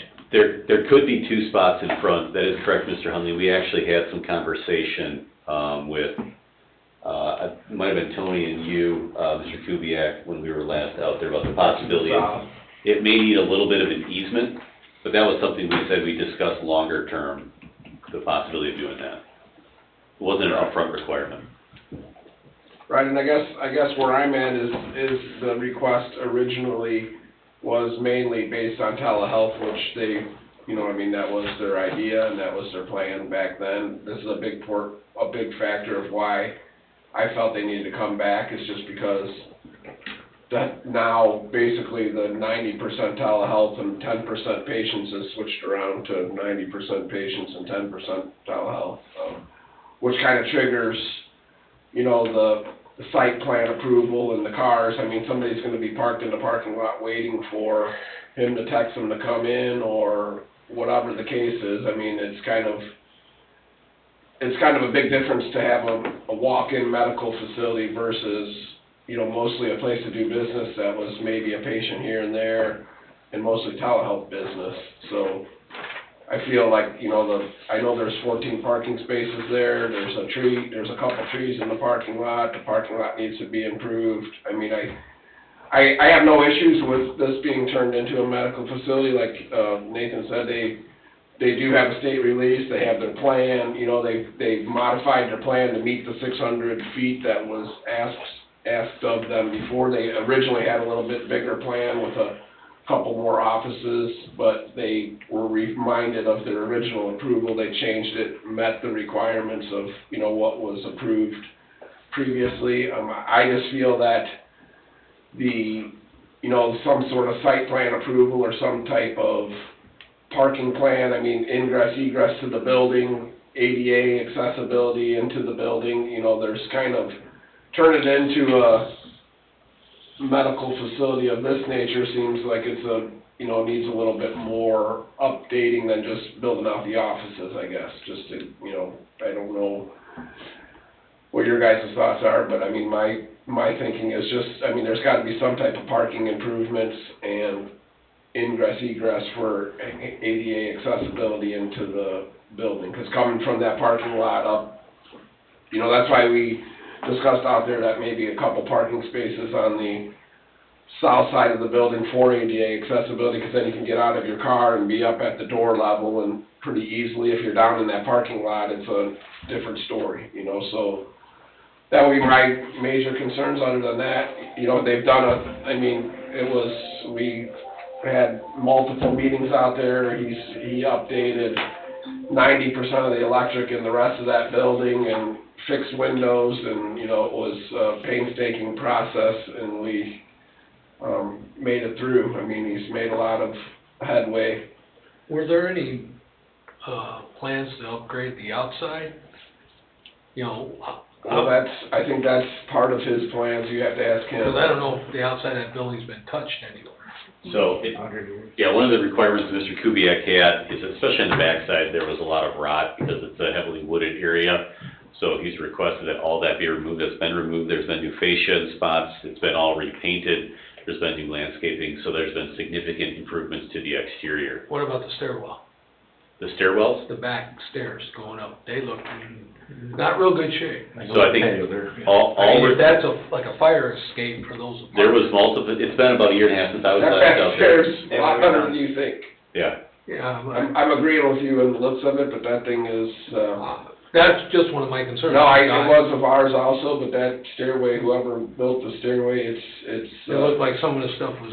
Yeah, I mean, it's adequate. You know, it's like piecemealed in. Which, Yeah, that you know, thing is- I don't know how that passed fire inspection. There's room myself. for the parking lot too, if you have to expand it, I think there's, back towards the creek, there's land too. Correct. There is Stairway's room. good. But that business will be treated like any other business in the town. Those specs are gonna have to be fulfilled. You know, like handicap, ADA, all that's gonna have to be done before they get occupancy to have that business there, correct? Or the apartments. Correct. All that Well, has to the be, apartments are occupied and being lived in, so that parking is. so that was already approved then. That was approved, that was granted at the last variance request, but then, like I said, you know, the request kind of changed pretty drastically in my eye, because if you weren't bringing patients there, the parking and the accessibility and that was way less of a concern if you're only gonna have a patient once in a while versus, you know, a normal doctor's office. Well, I don't know how I'm just many looking at, businesses were in you know, there. it's a doctor's office, you want it to look like a professional office building. Well, wouldn't that be up to the owner? That building's Well, I'm over saying- 80 years You old. don't wanna have a. No, but I'm saying- But that building did have a business in there. That dance studio was there. Correct. Yeah. There was a Yeah, a lot of that building, Yeah, on the bar. outside the building. Yeah, I don't know exactly what all of them were. I'm Bar just, there, I mean, it was used for Hanover business Township before. trustee office? Hanover Township, I used to spend a lot of time going get my dad and my uncle, time to come home for dinner. Is it a general practitioner office, or is it a specialty, what? Family medicine. Family medicine, okay. Yes. And I think there's 15 spots there, because there's 14 spots, and then there's the 15 spots, The it's handicap. 88. And then we are planning on putting an egress from the 15 spot, a ramp to go up to the entrance of the office, and I think that's in the site plan. And that's why we go back to this wonderful number. You know, if you have enough parking spots for that many people to allocate how it comes and goes, as long as they use their parking lot for their business, I mean, I don't. And the other reality too is that you've got your fire code, which restricts how many people you can have inside at any one point. These are all things that Doctor and I discussed. Correct. Yeah. So I mean, that, all right. Yep. You may have to assume the chair, Mr. Burnham. Open up for public comment? Open it up for public comment. Did you see John? Oh, he said something? All right. He's coming back, I hear him. Should we give him 5 minutes? 2 minutes. Is the door locked on it? What's that? I wonder if the door locked. No, it's, Yeah, the Meeting's over. we just put it on hold, John. We wanna make sure everything is done. We're all good. I don't know, is that important? You are. You are. You gotta blame somebody. Be fine on that. Okay, where was I? Remonstrators. Oh. Do we have any remonstrators? For or against? No remonstrators? Okay, remonstration is closed. Building department said all you want to say, huh? Yep, Well, Don't die on us, Ken. other than, I guess my thought of the ADA accessibility from the existing parking lot is, I mean, the maximum slope is supposed to be 1% for ADA accessibility, and the parking lot's 4 foot lower than the front door, so you'd have to wheel somebody down to the conference grounds and back up at 1% to get to the, Yeah. I mean, it's just a tough thing, you know, I mean, that's why I brought up to them in the past is I don't think you can, you know, there is all kinds of rules in the engineering, you know, that can stipulate what needs to be done to make that happen, and I don't know, I know there's stuff as much as 8% for parking lot grades and sidewalk grades. I know an ADA ramp can only be 1%, so I don't know. I just feel like the parking plan and the tree in the middle of the parking lot and that stuff needs to be kind of addressed as part of this improvement of the medical facility and turn it into an office, By the front door, would that be an approval of a right along function Mormon? parking lot. They're gonna have to have it that So I way. think, yeah, two things, Mr. Kubiak. One is the tree is gone, and two, Okay. my client is willing to work with the town to put in asphalt adjacent to the front door to enable those two parking spots.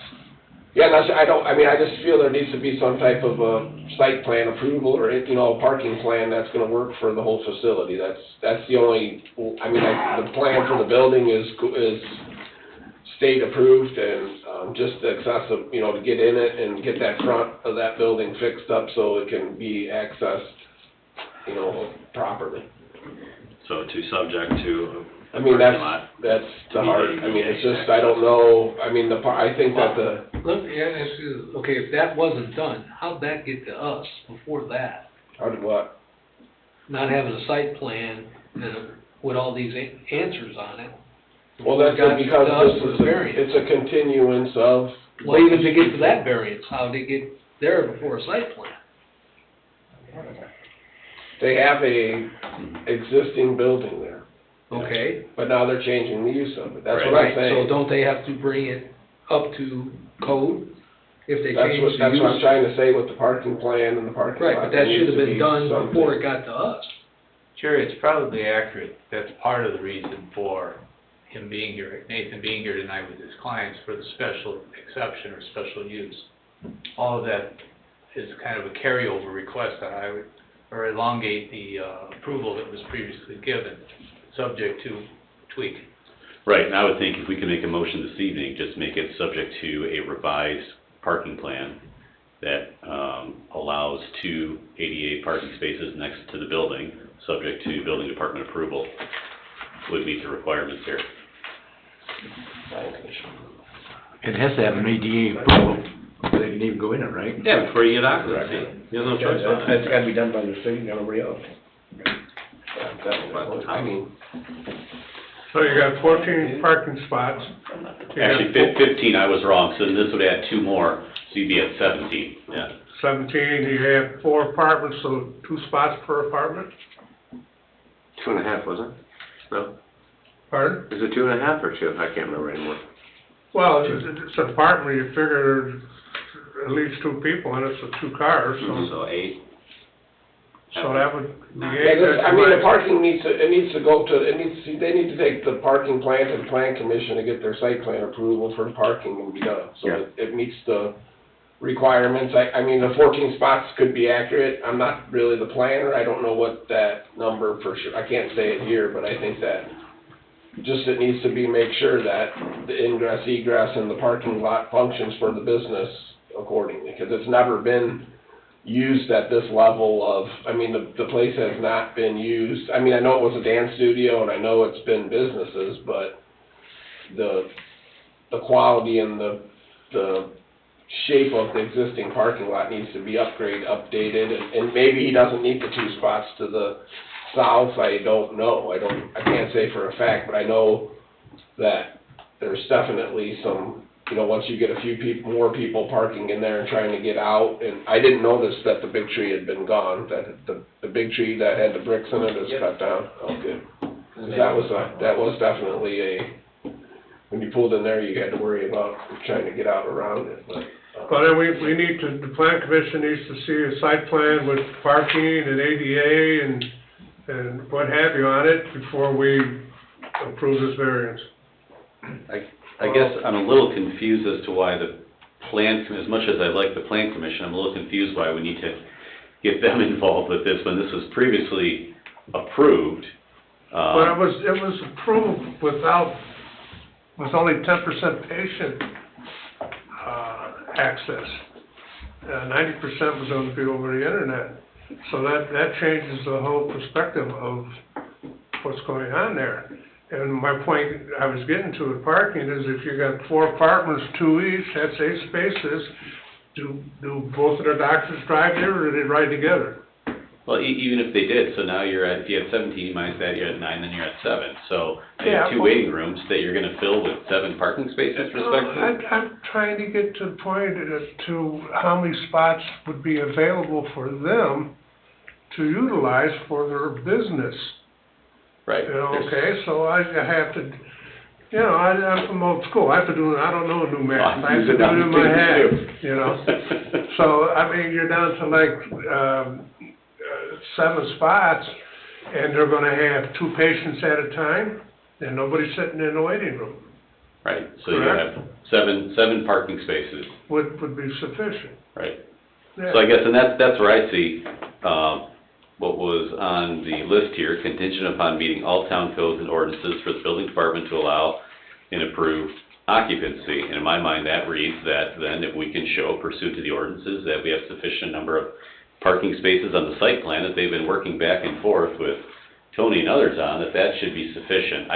I'm just not trying to slow this down and head back to the plan commission. I don't want to slow it down, I don't even want it to go to the plan commission, I mean, does it have to, can they produce the site plan? Well, I mean, there's a new policy that the site plan commission is approving these parking plans, not the building department, so it's basically, it's essentially, it's a site plan / parking plan, but there's no need of, if everybody's in favor of letting this business be put in there and be built with this parking plan, I mean, there's no reason they can't start on, the business has to be constructed before they can start doing the doctor's office, so it's not like they can, it's not like they can start seeing patients tomorrow. I mean, it just would Well, be then when they required. applied for their permit and showed you what they were gonna do, they had to show parking on it.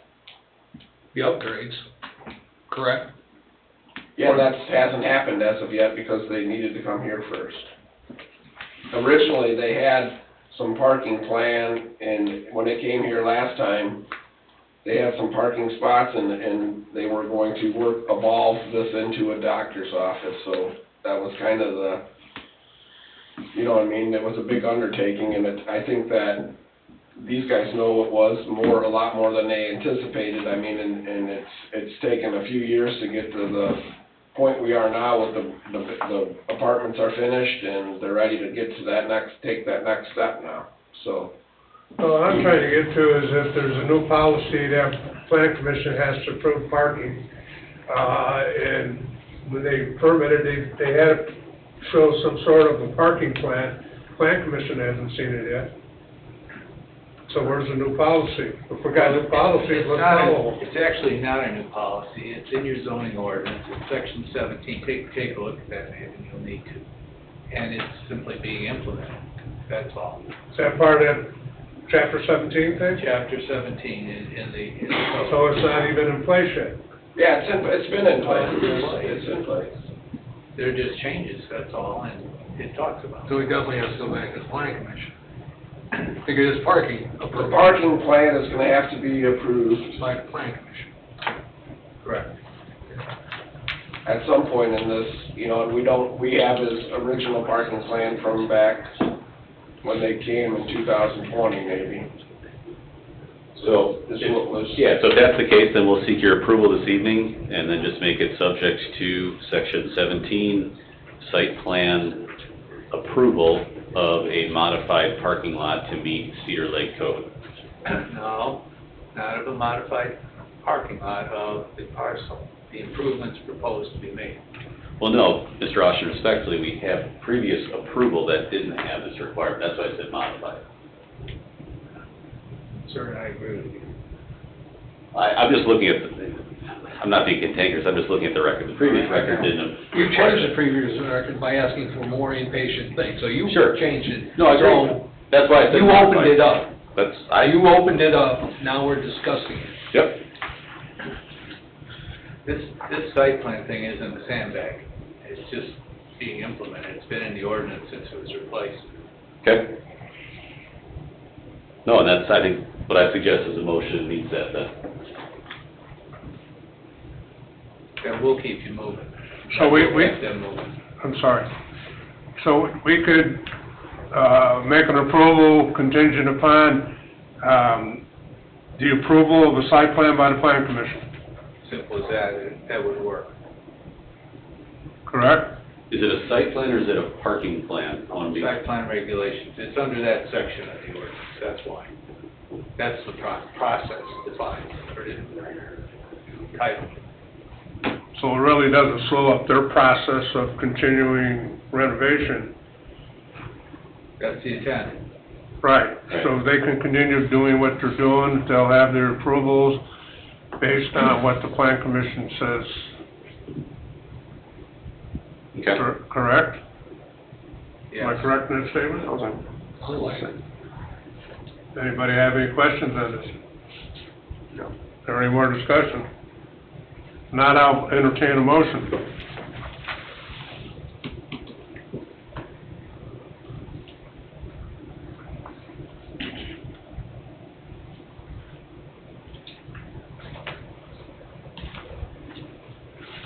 I would entertain a motion to approve this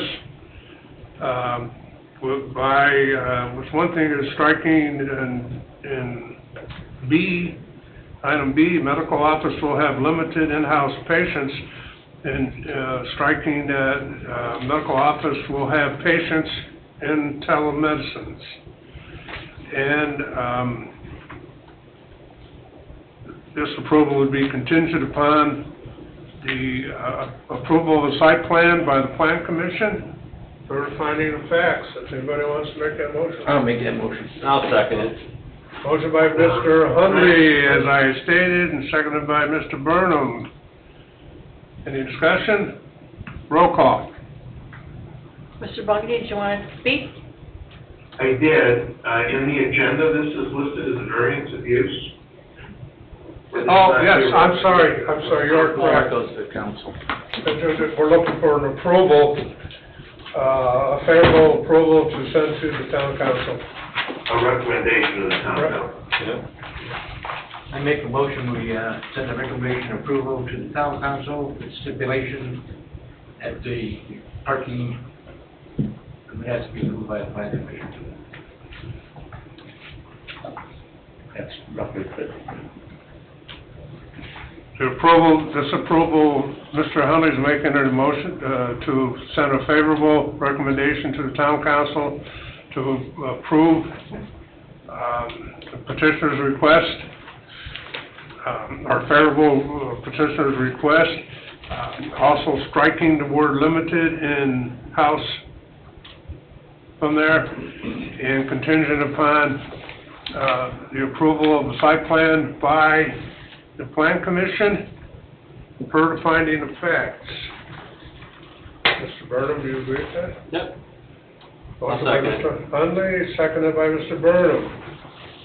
Any other discussion? Roll call, please. Mr. Riley? Yes. Mr. Hundley? Yes. Mr. Jackson? Yes. Mr. Burnham? Yes. Mr. Kapora? Yes, motion carries 5-0. Will this come to the town council on Tuesday? Probably not, Bob. Okay. Gotta get to the planning commission, but as quickly as possible. Okay, all right, thank you. Will You're the welcome. plan We'll see you commission at on planning Wednesday? commission. You betcha. Maybe. Maybe. Let staff get with you on that. Okay, number 6, Adam Baumgartner, developmental variance, owner petition, Adam Baumgartner, 8319 Lakeshore Drive, Cedar Lake, Indiana. Vicinity of 8319 Lakeshore Drive, Cedar Lake, Indiana. Petitioner is requesting to build a covered staircase that is 2 feet from the property line, but will have an overhead eave that extends over 10 inches, thus making the side yard setback 1 foot 2 inches. Do we have a petitioner? Are legals in order, Mr.? They're in order. State your name and address, please. Adam Baumgartner, 8319 Lake Shore Drive, Cedar Lake. And explain your request. We were back in front of you guys, it's probably been not quite a year ago, about getting a 2-foot setback on our side yard, which we were granted. Now we're looking to cover that. I've got some photos here if you guys would like to see them. We have. What's that? We have it. Okay. Basically, trying to get a covered roof over the top of it. So currently, it's set up to be a deck, and we're looking to cover over the top of it and enclose our stairwell. Which are already there, correct? Correct. The stairs are already there. It's just currently are out in the open. What place is yours? One of Yes, that's it. This one? Yeah, you got it.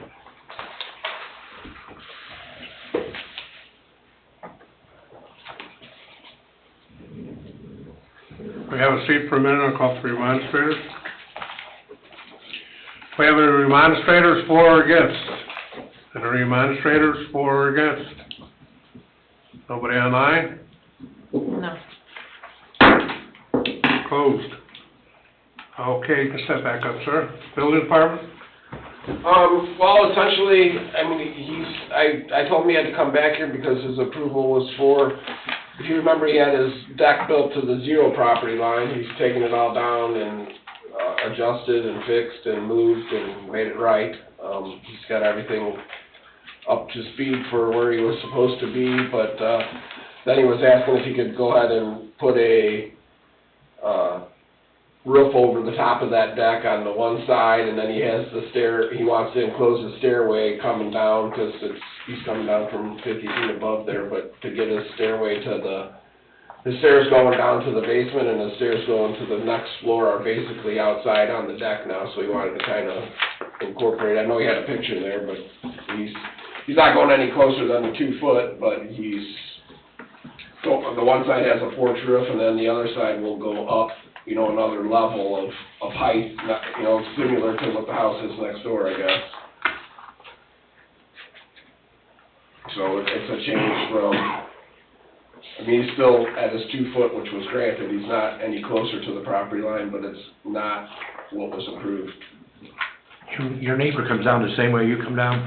Same all the way down the hill. Yeah, we have 2 separate sets of stairs. You know, our ultimate goal here is just, we'll never eliminate the quantity of stairs.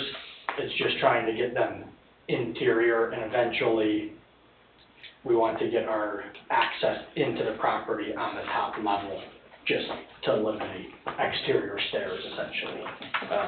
This time of year, obviously, those stairs get a little dicey. And your neighbor has no complaint against you doing that? No. It would be nice if we take both of them up. Yes. So you said you're gonna have an overhead eave that extends 10 inches out. Is that gonna have a gutter on it, or? It will, yes. That's our main reason for that, is so we can't have a gutter and actually get all the water down. And that will come down to what height, that eave, off the ground? So you got a white, So it'll be, the bottom of that eave would be like 9 feet off the floor of the deck, plus or minus some inches. and they have stairs coming down right next to you. Correct. So our stairs won't be any farther out than that corner. Well, your stairs, but your eave will. Our eave, correct, yes. Yeah, so is that eave gonna interfere with them coming down their stairs? With the gutter on it? It's way above the We'll stairs. be, yeah. Pardon? It's way above the stairs because it's closer to the lake.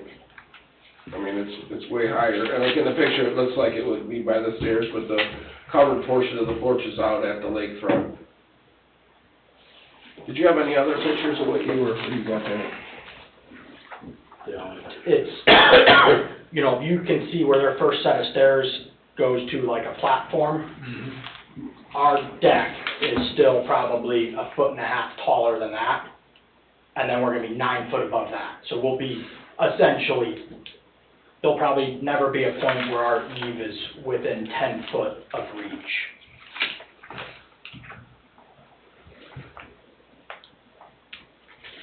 And when you, the farther you walk down the stairs, that 10 foot grows to. What's the height of the eave at the start of the stairs, up at the road?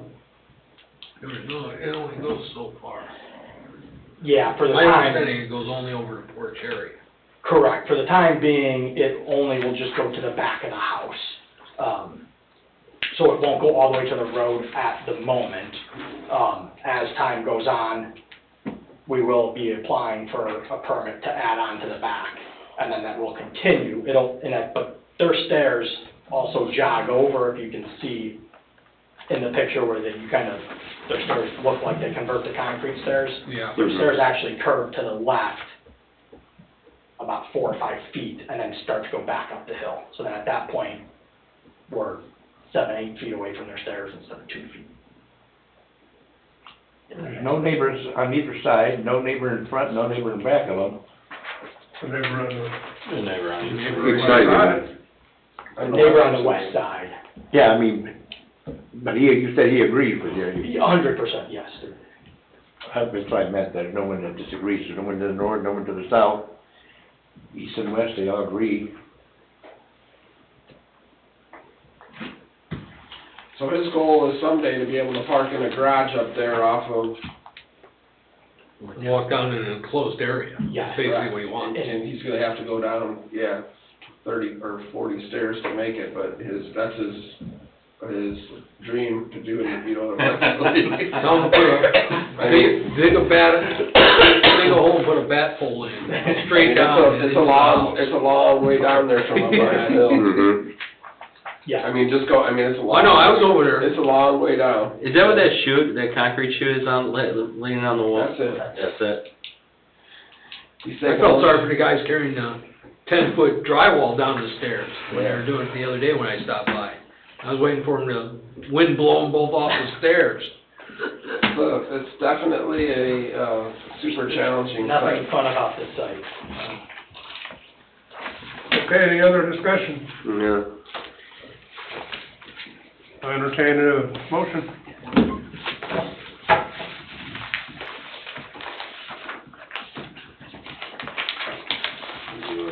I'll make a motion for approve.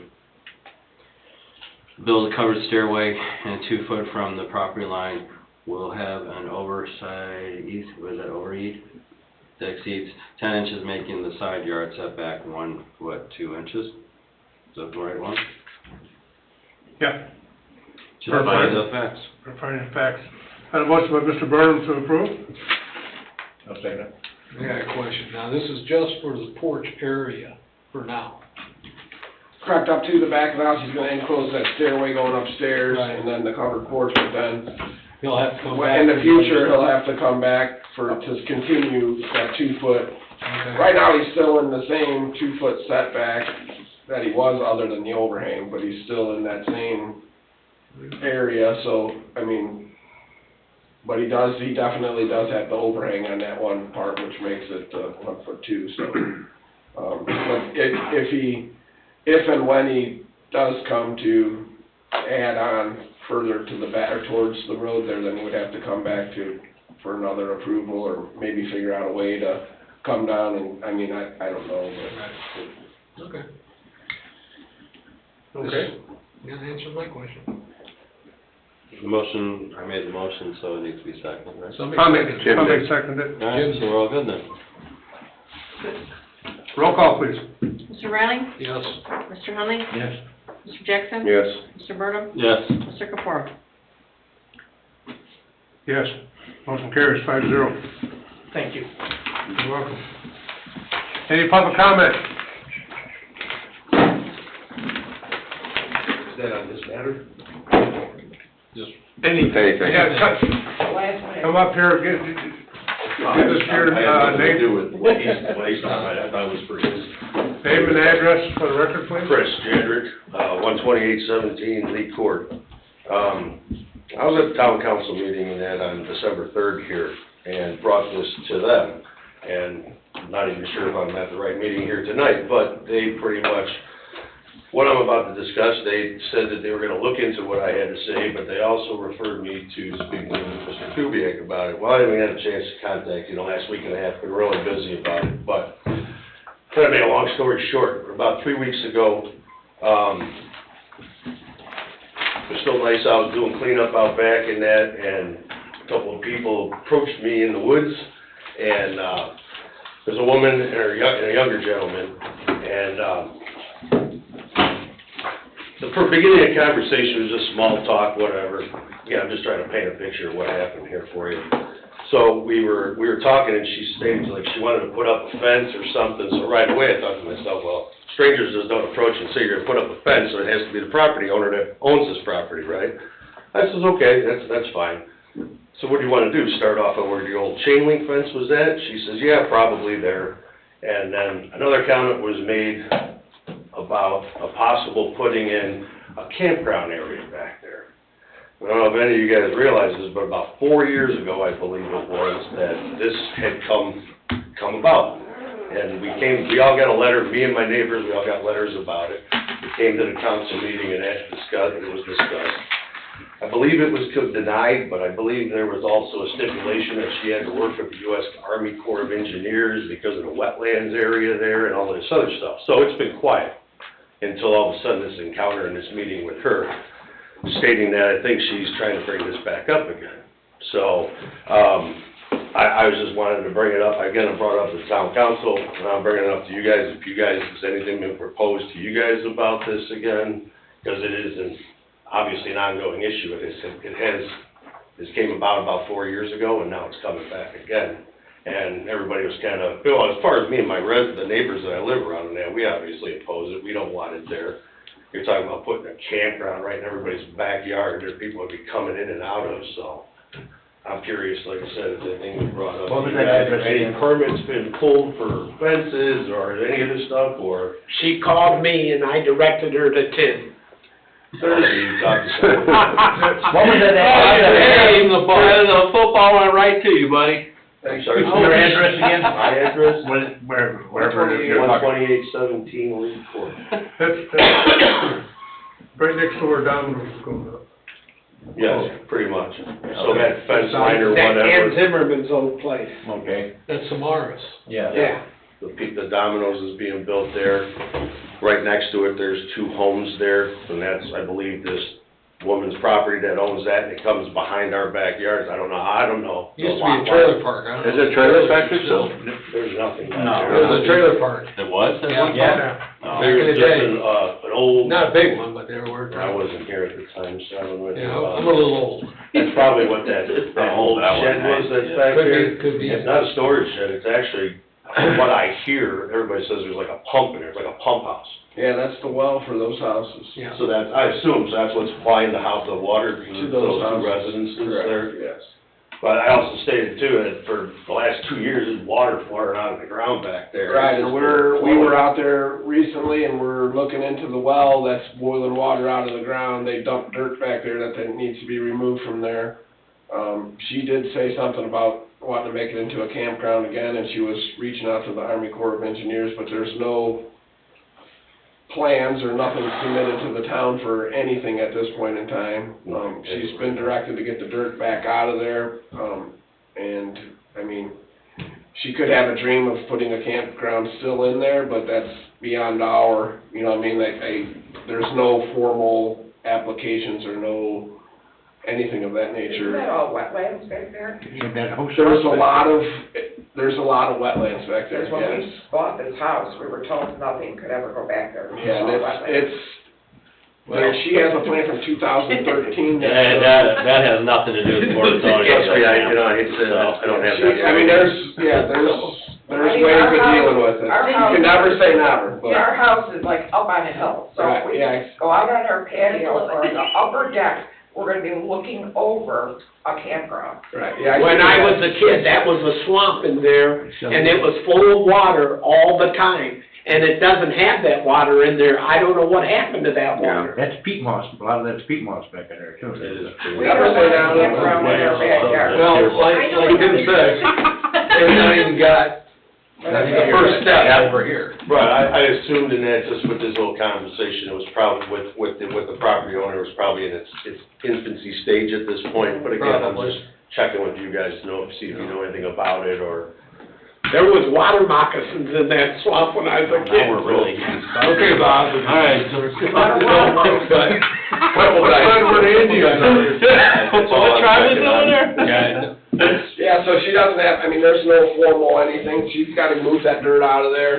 She did complain about you having some wood stacked over her There's line. no mess, I assume, 'cause when I first. I was out there looking with the dirt and stuff, and then she was pointing back there and trying to figure out, I seen a couple things, but I have no idea where, Yeah. you know, what is or what isn't or what. I'm not gonna deny it's not there, but I have to move it on. Yeah, that's neighbor, you know, that's whatever, but she was saying something about, she was thinking about putting a fence up, but I mean, She does have to a lot of work come needs to be done to before a the fence gets commission put to try up, I it. guess. I'm sorry, sir?